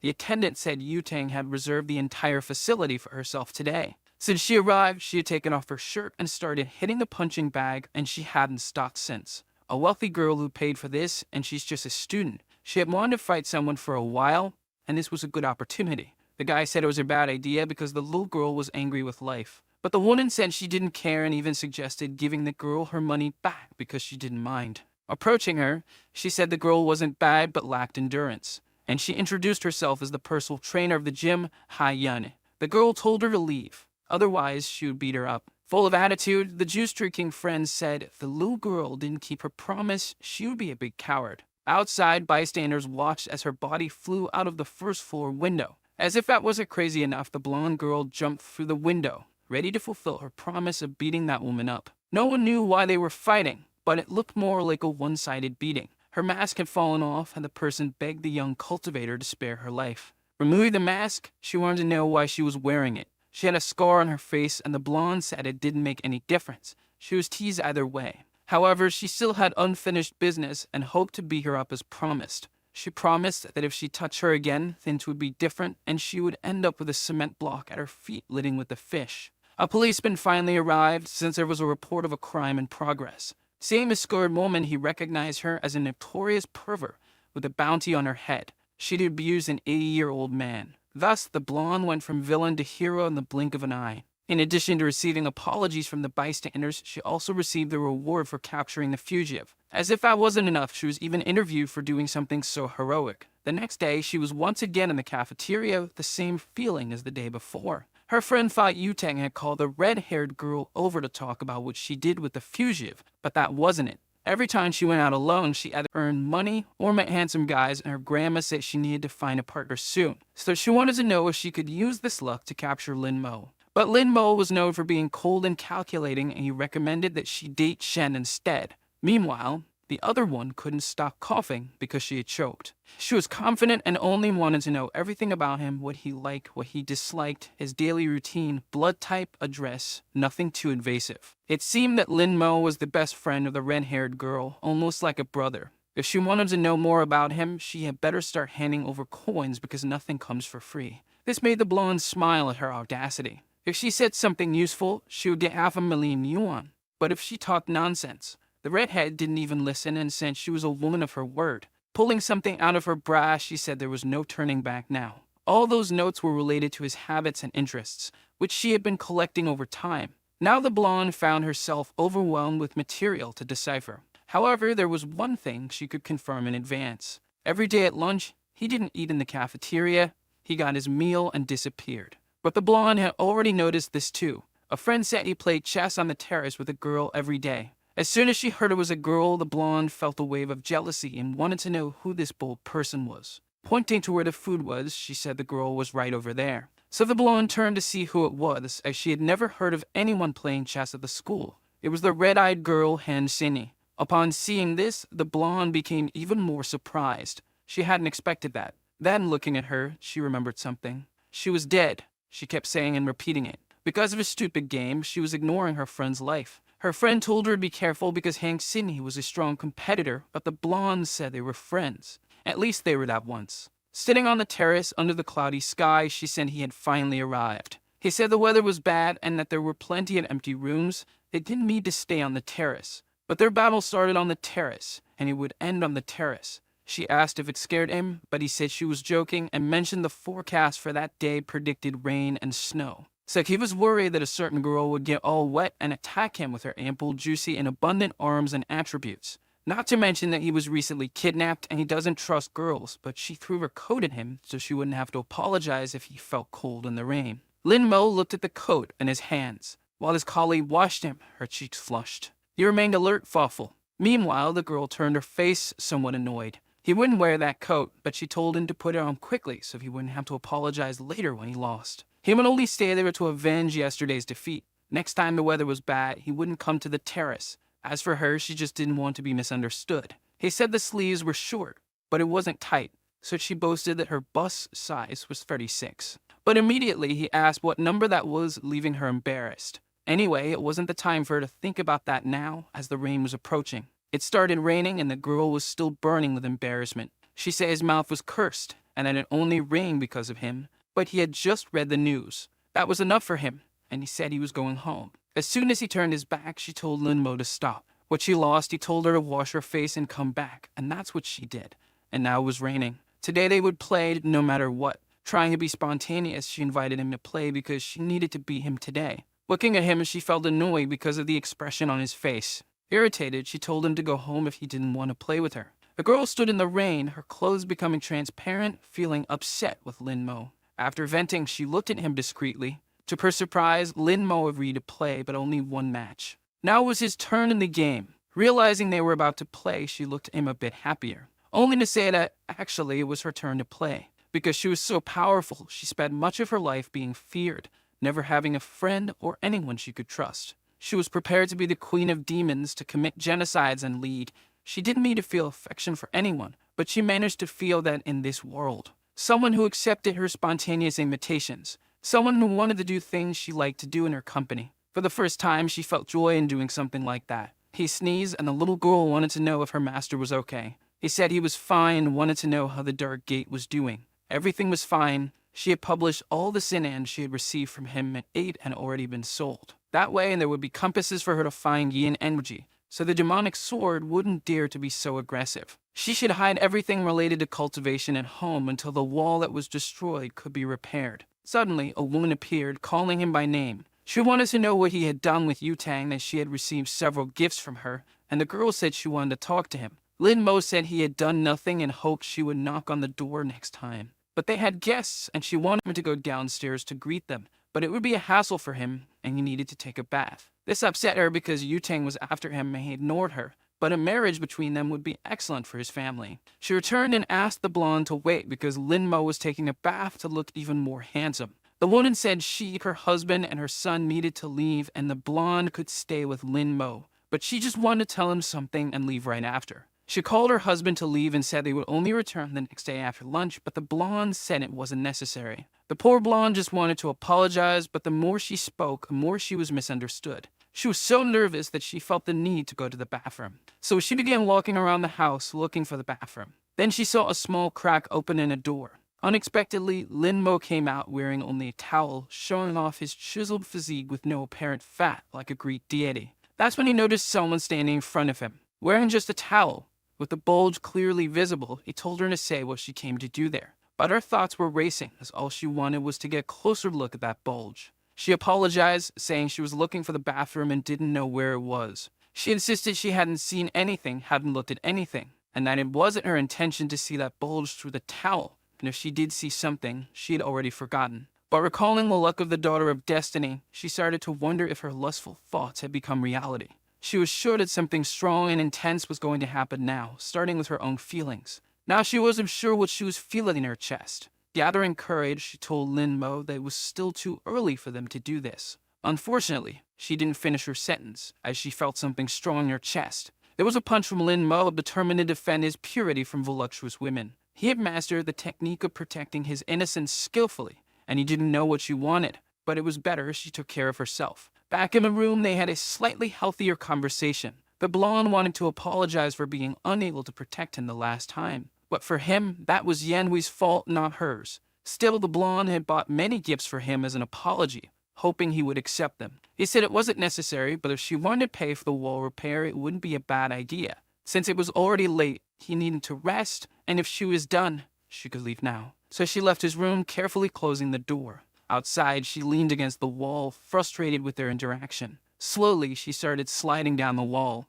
until she sat on the floor. This wasn't the feeling she wanted in her heart right now, and she began to recall all the moments she had shared with Lin Mo up until then. It made her sadder than she expected. Inside the room, he continued doing his pure boy activities that only exist in fictional narratives. Meanwhile, the blonde looked at him through the broken wall. She entered his room once again, calling his name. Being perfectly direct, she asked him to become her boyfriend. She waited, a bit apprehensive for the response. She said she would only say it once. She didn't want to take advantage of him because of the trauma from the kidnapping, and she knew he hadn't even recovered yet. But she ended up stammering when she tried to continue, until she blurted out that she liked taking him out and liked the scent he left in the helmet. These words seemed effective as he started sweating a little. She liked how he defended his purity when he misunderstood her. He was different from the others, and she probably meant nothing to him. But she would dedicate herself, and one day, she would be good enough for him. All those words exhausted her as if she had run a marathon. Lin Mo stood up and started walking towards her. She didn't know what to do anymore, not even if this would push him away. But she was a determined girl and never said anything without thinking. Giving up wasn't something in her vocabulary. Lin Mo was now against the wall, as no man could resist the declarations of a beautiful woman. The boy was sweating cold. He swallowed hard and prepared to speak. He said they had only known each other for 6 months, and even so, she claimed she liked him. He wanted to know if she thought love was something so superficial. But if that was what she wanted, she should pursue it because she was capable. The girl celebrated with great joy. She said goodbye to him as she was heading home, but she wanted him to join her tomorrow for the photo shoot. From the window, he watched her as the blonde walked away, celebrating. The small woman asked her master if everything was okay, and if something was bothering him. She wanted to know why he didn't just say no. She was the daughter of destiny, with all the luck in the world. Even if he was strong, he couldn't stop her. Even if he said no, the heavens would help her get what she wanted. But love isn't just a matter of luck. However,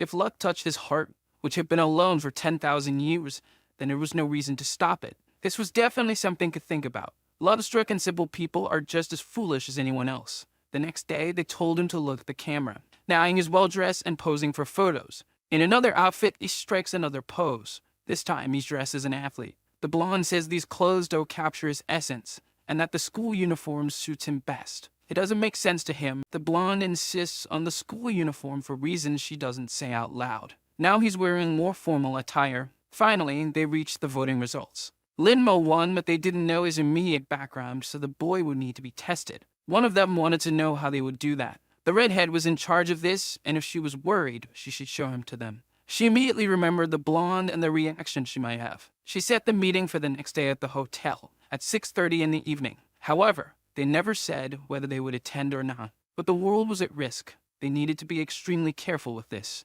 After that conversation, he hung up the call. It was finally time to meet Lin Mo. The employee wanted to know how they would handle what she requested. She wanted to change the scenery, so he brought 20 school-age girls. He ordered their feet to be tied and their legs to be broken. Then he had them thrown into the sea with stones tied to their feet. None of that trash compared to what was in Yu-Tang's arms. Besides not looking exceptional in the photos, Lin Mo didn't seem special. One of them asked why Ju had a sword if she said she would come in casual clothes. She had never parted with her sword.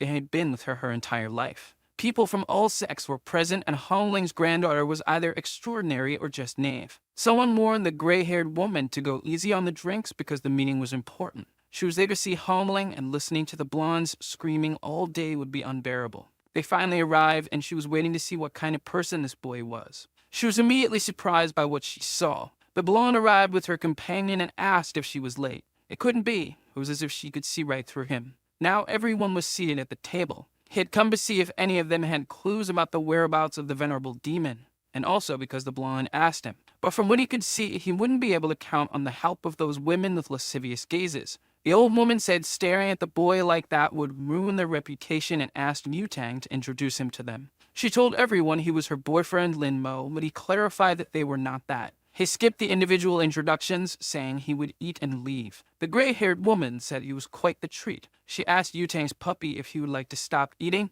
and have a private chat with her. She heard he liked tea and would like to offer him some tea that only she knew how to make. The aroma was that of golden silk tea. The dishes in front of him were mediocre, and you should try the delicacy she offered. The blonde immediately sensed something suspicious. She noticed a bit of powder fall from under the woman's nail, possibly party powder or something else entirely. The blonde stood up immediately, asking the mischievous woman what she had put in the tea. In her defense, the slay one said that a lady from the Xiao family shouldn't tarnish her innocence over something she didn't do. She claimed she hadn't put anything in the tea, and if she did, she would cut off her own head and present it as a gift. But if she hadn't done anything, she demanded to borrow her boyfriend for a few days. Hearing this, the blonde was filled with rage, genuinely furious. Approaching her, pressing her own attributes against the others, she dared her to repeat those words if she had the courage. She was certain the tramp had done something, but perhaps it was just provocation. So she told Lin Mo he shouldn't drink what the woman offered. The other woman insisted that it was up to him to decide what he did or didn't do. Whispering to her, she said that no one in the immortal world knew her true identity, and she was willing to reveal it to everyone. The gray-haired one warned the girl to be careful, as it was by her mercy that she had lived so long. The boy realized that Xian was quite the troublemaker and wondered if all female cultivators were like that. Once again, she asked if he would like to have some tea, and indeed it seemed like she had put something in it. It was colorless and odorless, but he felt a strange energy, a kind of venomous parasite, one of the most difficult to distinguish. He couldn't even differentiate them, which is why such a crude method had lasted for so long. Everyone there saw it, but no one did anything. This dinner was undoubtedly a test to evaluate him. If he drank it with his power, the poison wouldn't take effect, which could raise suspicions. But if he refused, they might think he was an expert and would try to confirm it, making his cultivation difficult in the future, as they would always be cautious around him. That was a difficult situation, and he wasn't sure if he could get out of it. But then a hand slammed on the table and grabbed the tea. The blonde drank the entire cup. It was so unexpected that Lin Mo dropped his food from his chopsticks. She drank it for him, hoping they would remember the type of relationship they had if anything happened to her. That was enough, and the old woman said she brought a treasure and wanted to show it to her. She asked if it wasn't cute, but it was just a strange rat. This rat sought yang energy, looking for people with bodies capable of cultivating, and it seemed they were going to use it to determine if Lin Mo could be her partner or not. There was just one detail about this. In his family, not a single person had been able to cultivate for the past 18 generations. To her surprise, the rat began squealing non-stop. Without leaving the old woman's hand, it was practically going crazy. Everyone was shocked by the rat's tense reaction. The gray-haired woman told the old lady to let the rat move. As soon as she released it, it swiftly leaped across the table towards Lin Mo. Then it jumped at him, but he flicked it away with a simple snap of his fingers. Since he was still eating, he asked the old woman to take care of her rat. But he said it didn't matter. It seemed her friends didn't like him, so he was leaving. However, the blonde asked him to wait. She wanted him to at least listen to what she had to say. The one with the blindfold said the rat was always shy. Even if it encountered a body with pure yang energy, it would just observe. Shocked, the old woman said it wasn't just a body with pure yang energy. Tearing up, she said it was the supreme body, something she had only heard of in legends. The Zhao family's daughter was too lucky, which made the old woman literally envious. What happened that night must remain confidential. Anyone who leaked the information would be severely punished. Thinking to herself, the gray-haired woman imagined that Yu Tang wouldn't be able to resist his body. They left the place on her motorcycle. He wanted to confirm if there really was something in the tea, and the blonde said that woman wouldn't dare do anything against her. And since she hadn't come after her, it meant it wasn't anything serious. Distracted, her eyes widened in shock at the sight in front of her. An unfortunate dog crossed in front of her motorcycle. To avoid killing the animal, she made a risky maneuver, preferring to risk her life and her boyfriend's instead of the animals. In that moment, all she could see was Lin No flying through the air, but she managed to grab his arm. The two ended up falling to the ground. The blonde ended up on top of him, and the boy asked if she could get off. Worried, she wanted to know if he was hurt, but he was fine, as falling off a motorcycle only hurts in real life. He looked curiously at the blonde's hands. Throwing snow in his face, she suggested they have a snowball fight. The poison she drank caused some effects. Childish behavior was one of them, along with facial redness and extreme heat in 9 out of 10 cases. A poison that removes behavioral filters, making the victim susceptible to bullying others or having very lascivious behavior. Thinking about this, he looked at the stunning woman who seemed eager to sit on his face. So he agreed to play for a while, as long as they didn't take too long. It reminded him of the past, when he was asked to play all day. Normal people could take a break, but as a cultivator, he shouldn't. She knew that with demons around, he wouldn't do that. In fact, she had been waiting and waiting for him all this time. She was upset. He still wasn't an immortal emperor, but the elders said he had the potential for it. The girl wanted to know how long it would take him to reach that status. Until he attained immortality, lived in paradise, became an emperor, and defeated the demons. Anxious, she really wanted to know how long it would take. 1,000 years, 10,000 years. If that were the case, it was possible the world would end long before. Besides, it was possible he would never marry a mortal like her. All she wanted now was for him to dedicate half an hour of his day to play with her in the snow. After that, she apologized for putting him in a difficult situation. She told him to go on and be the hero he wanted to be. Perhaps in the next life, they could meet again, who knows. Because she will keep bothering him to enjoy the snow with her. The monstrous sword says this generation of cultivators is foolish. He shouldn't have given that place to weak mortals. Since the Demon King doesn't care, he's going to destroy that place. The girl crawls, the air is so heavy she can barely breathe. As soon as he gets close to her, the monstrous sword strikes with force. But the Emperor appeared to protect her. Angry at what the sword had done to the place, he launched a strike with his own sword. The monster was irritated because, despite being a demon sword, they had sent a novice to deal with it. He said his brothers would arrive soon, and the sword wouldn't be able to escape. But the demon sword wanted to know who was faster, him dying or his brothers arriving. The battle continued with violence amid the burning village. A single blow had been devastating. Then he realized there was something worse than his wounds. The girl he had protected was now flying through the air. It was too late. The demon sword was eager to take her life. But then he noticed something was happening. His feet were being held. The monster told the novice he had been fooled. All his attention was focused on that woman, and now he couldn't move. His fatal blow would kill him, but the woman stepped in his place. He was shocked as she died in front of him. The monster lifted his hand, her body trapped in its claws.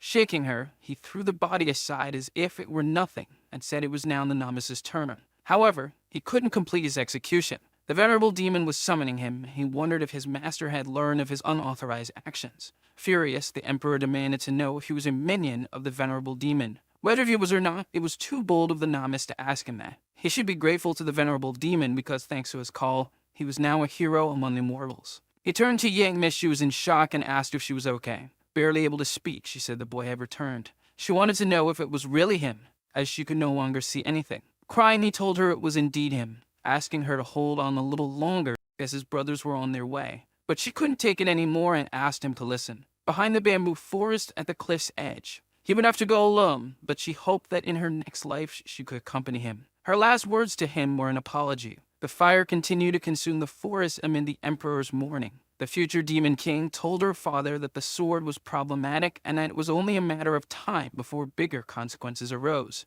He couldn't continue to shelter something so problematic. He should learn from her. It wasn't bad to kill and destroy. But her father simply gave her a harsh slap across the face. Killing insignificant people or killing bandits is the same thing. Her weakness would cost everything their ancestors fought for, and perhaps she wouldn't be the next venerable demon. He remembered her request as it was snowing, and how he never had time for that, until his eyes met something. Looking at the moon, he recalled what she used to say, that if he kept practicing, his hair would turn gray. His memories made him cry, grieving. She told him to be a hero so they could meet in the next life. Now the one standing before him was the blonde. But he remembered the promise of his first love, that she would keep bothering him and play in the snow with her. All he wants now is to stop lamenting and not continue making the same mistakes. The blonde looked at the screen puzzled. She ended up encountering something unexpected. She needed to read it carefully. Wei Qian had attempted to take her own life and succeeded. She mourned for this woman. Soon after, another message appeared on the computer. The person wasn't well and was canceling that gaming team. Now she was furious with Han Xinyi. All of this was undoubtedly her fault. If it weren't for the blonde, Han Xinyi wouldn't have ended up in this situation. Almost losing consciousness, she lamented for Wei Qian. Meanwhile, the ominous woman wanted to know what would happen if the blonde ceased to live right there. But she apologized as she hadn't imagined her family would put so much pressure on her because of a tournament. Then another person appeared before her saying that it wasn't true. It wasn't just about the game. She wanted to know how Han Xinyi was there. Stabbing a knife into her chest, she asked if she really wanted to know how. If that was the case, she should think carefully about it. The truth about the matter. She was sure the blonde would find the answer eventually. Slamming her hands on the desk, the blonde asked her to wait. But now she was alone in the classroom. The blue-haired girl appeared and said it was lunchtime, asking if the blonde had eaten. Approaching her, she wanted to know where Lin Mo was, and the girl said she knew that question would come up, so she prepared in advance. He was on the terrace and wasn't alone. This made her jealousy grow. Seeing that the blonde was leaving, she asked her not to get into trouble. She didn't want to believe that someone like Xinyi was interested in someone the opposite sex. Besides, she had never heard her say anything about it. She wanted to see with her own eyes what they were doing up on the terrace. Her eyes were in shock. Apparently, it was true what people said. The two were there playing chess. She approached the girl and said that everyone at school knew she liked Lin Mo, but it seemed like she was unaware of it. But the girl replied that they had been playing there every day since they met, and everyone at school knew that except for her.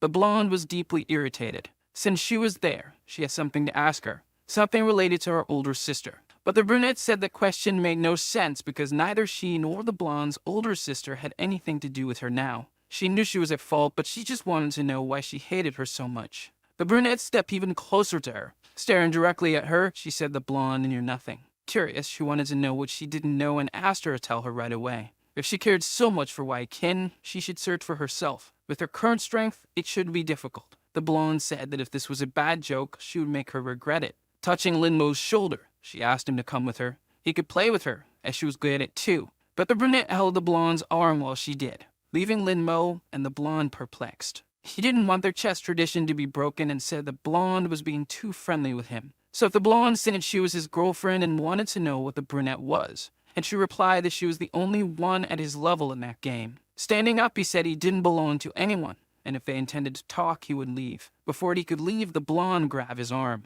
If he was going, he would go with her. Finally, he told Yu Tang that she was being very childish. She told him he could go and tell the teacher then. But the blonde didn't know why she felt this way every time she saw Lin Mo in that woman's company. Then Cindy grabbed her arm. This immediately sent the blonde into a fit of rage. It was the second time she had grabbed her like that. The brunette wanted to know if that was a problem, as she didn't care at all. Furious, the blonde said she had already told her that she liked Lin Mo. Burning with jealousy, she wanted to know if she was trying to steal him from her. The brunette said she was tired of the blonde harassing a boy like him. Manifesting her aura, she said she wouldn't repeat herself, and the blonde had better let go of her immediately. This irritated Cindy, as the blonde was just a daughter of destiny, whatever that meant. But the blonde's irritation kept increasing. Her aura grew even stronger as she was upset that an ordinary girl dared compete with an immortal. Thus, her energy manifested more and more. However, she started to get a peculiar feeling. Her hand was now embedded in a massive rock. It was as if she was facing an enormous mountain. She couldn't move a muscle and had no idea how that could be possible. Knowing the brunette for so long, she couldn't believe she could also be an immortal. Now she watched her with much more curiosity. Nearby, Lin Mo realized that things were getting complicated. He now doubted who Zinni really was. After the incident, the blonde rode her motorcycle deep in thought. It didn't make sense for Zinni to be a cultivator, but she would now focus on discovering the truth about what really happened. On the phone, someone told her they had obtained the recording she requested and that the incident involved, but she interrupted them, asking them to send the video immediately. Until then, there hadn't been anything suspicious in the recordings, and she hadn't suspected anything. Since her luck was increasing, that dream must have had a meaning, and now she needed to see it through to the end. Watching the video, she noticed something. It was the building near where the accident happened. In the recording, she could see Xianyu walking, and she recalled the veiled threat she had heard from her. Xianyu was attacking mortals again. This time, she wouldn't forgive her. Inside a club, some guys mentioned that it was a privilege to be with the immortal from the Yang family. Focused on her phone, she told them to interact with each other and not to bother her. It seemed her mind was elsewhere. From what she had researched, Lin Mo was an ordinary person, but she suspected his past might have been concealed. A supreme body of pure Yang energy. It made her furious that the blonde had obtained something so valuable. A loud impact struck the door. It was the blonde arriving full of rage. The Bluebeard guy wanted to know what brought her there. She slammed her hand on the table with the recording. There was something she needed to ask Chaenyu. The gray-haired woman said that her family members never changed and that the blonde never had manners. Then she ordered her lackeys to leave. Only the women and the blue-haired guy remained. The blonde wanted to know why she had been with the girl that day. She looked down cynically. She said she didn't know what the blonde was talking about. Since she didn't want to tell, the blonde decided to refresh her memory. In the past, Waikin was part of her team, and they had made it to the finals of the spring selection. The team they defeated in the final was called Heaven's Gate. The gray-haired woman asked if she was supposed to be impressed already. Angrily, the blonde ordered her not to lie. She knew that Xianyu was the leader of that team. Out of jealousy, she had injured Zinni and killed Wai Qin. She did it just to spite the blonde and satisfy her sick pride. Xianyu placed a mocking hand over her mouth. She sighed after hearing everything. Then she started laughing uncontrollably. But the blonde, taking the situation seriously, asked why she was laughing. Xianyu said Yutan was really adorable. She then lit a cigarette patiently. Back then, she was bored and formed a team that ended up losing in the finals. She didn't know anything about the other team and only found out now that it was the blondes. But if she had known it was her on the other side, she certainly wouldn't have missed a second opportunity. The blue-haired guy said that the gray-haired woman came from a traditional family of immortals and wouldn't waste her time with such trivial matters. Since she'd been bored back then, she just wanted to walk a little. It didn't mean anything. And she claimed not to recognize that girl. Being in the same recording as her was just a coincidence. Grabbing the phone from her hands, the blonde questioned if it was really just a coincidence. They entered the building together and Tianyu came out after Wai Qin jumped. That wasn't a coincidence. But the gray-haired woman said many people passed through there and assuming she had anything to do with it was premature. However, if the blonde wanted to fight, she could go ahead as she wasn't afraid of her. This time, she would take it seriously and wouldn't hesitate for a second, so it was best for the blonde to leave before she got angry. Furious, the blonde kicked a nearby object. She told the woman to repeat what she said, and the blue-haired guy had to restrain her. He told her he would spare her today as a symbol of gratitude to her father. But as soon as she found the evidence she needed, she would destroy her and her entire family. After saying those words, she began to leave. The blue-haired guy said Yutang was too impulsive, but what she said was serious. With a cold look, the gray-haired woman asked if he didn't believe her. That wasn't what he meant, but it had been a turbulent year, and it wasn't wise to upset the family that supported them the most. Continuing to smoke, she told him he could go and that he didn't need to wait for her. So he left, commenting that they were all rude. The girl remained alone in the room with her cigarette. Making a call, she ordered them to find out who leaked the recording and to kill the person responsible immediately. After saying this, she slammed her phone on the table. Indeed, she invited the blonde, but she didn't mind killing a few mortals now and then. This time, she would do it simply, brutally, and without scruples. She's determined to kill the blonde once and for all. At a restaurant, he looks at the attendant.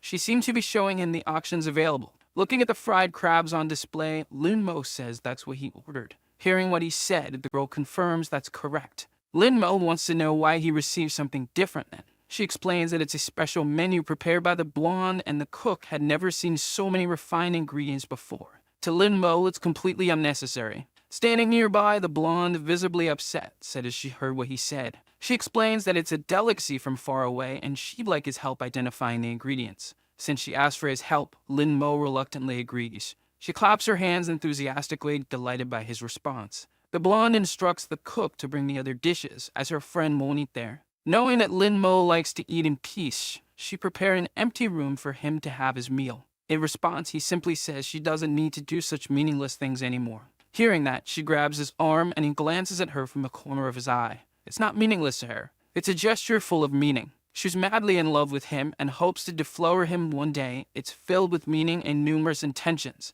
Hearing her words, he is a bit surprised, but then gives her a slight smile. If that's how it is, he's fine with it. As Lin Mo walks away and the blonde notices a pair of feet approaching, she's immediately surprised by what she sees. It's the brunette, inviting Lin Mo to play another game. The blonde steps between them, suggesting they start in the room she reserved for him, and if he wants to play with someone, he can play with her. Stating this, the brunette comments that the blonde is always like that, assertive, carefree, and always causing trouble for others. She extends her hand and gestures around. There are several students watching what's happening because lunchtime gossip is irresistible. She explains that she did all this so Lin Mo could have peace, but all she's managed to do is draw even more attention to him, not to mention that her body was hurt because of the blonde. After hearing that, the blonde shouted that enough was enough.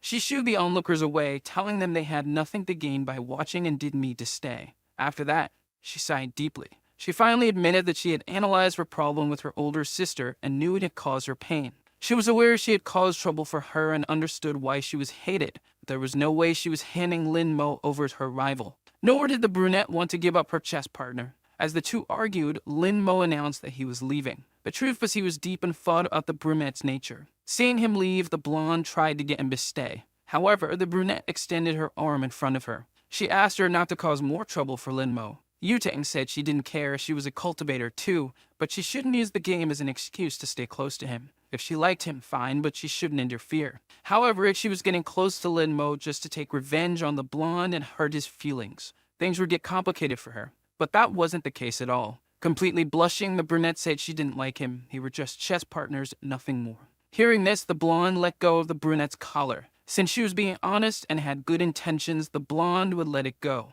She made it clear that the brunette was no competition for her, because she could offer Lin Mo everything, and she wondered what the brunette could offer him. Without hesitation, the brunette said she could play chess with him, which silenced Yutang. Holding her hand in her hands, she said she couldn't deal with it anymore. Now she was alone on the terrace without her friend. She reached her hand out across the chessboard. Playing alone was definitely boring. She had played alone for decades, but this time it was the dullest session of her life. She looked attentively at the terrace door. After what happened, he still hadn't arrived, and she remembered what the blonde had said to her about what she could offer Lin Mo. Indeed, she didn't know how to answer that. All she could offer was a cold terrace and a game of chess. Since she had recovered some of her strength, the cold didn't bother her, and Lin Mo, being just a mortal, had been playing with her in the cold without complaint. This left her in shock, as the venerable demon seemed to care about a mere mortal. But as a demon king, if she took the world for herself, she could offer everything to Lin Mo. While she was lost in thought, she heard the door open. She immediately went to see if it was Lin Mo arriving, but it was only a small creature.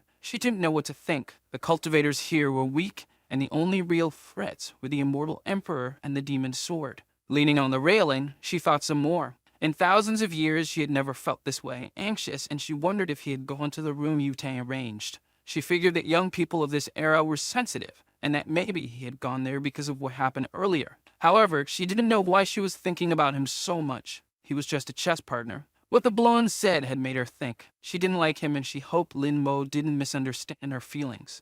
But she decided she would explain herself soon to avoid any misunderstandings about how she felt. When he answered the phone, she introduced herself. He said he knew she was a good girl and would find someone better, then hung up the call. That was definitely not what she expected. Throwing the phone on the ground, she muttered that he should listen to people before jumping to conclusions. So the video ends here. If you don't want to miss the next part, activate the notification bell and see you next time on Tob's channel.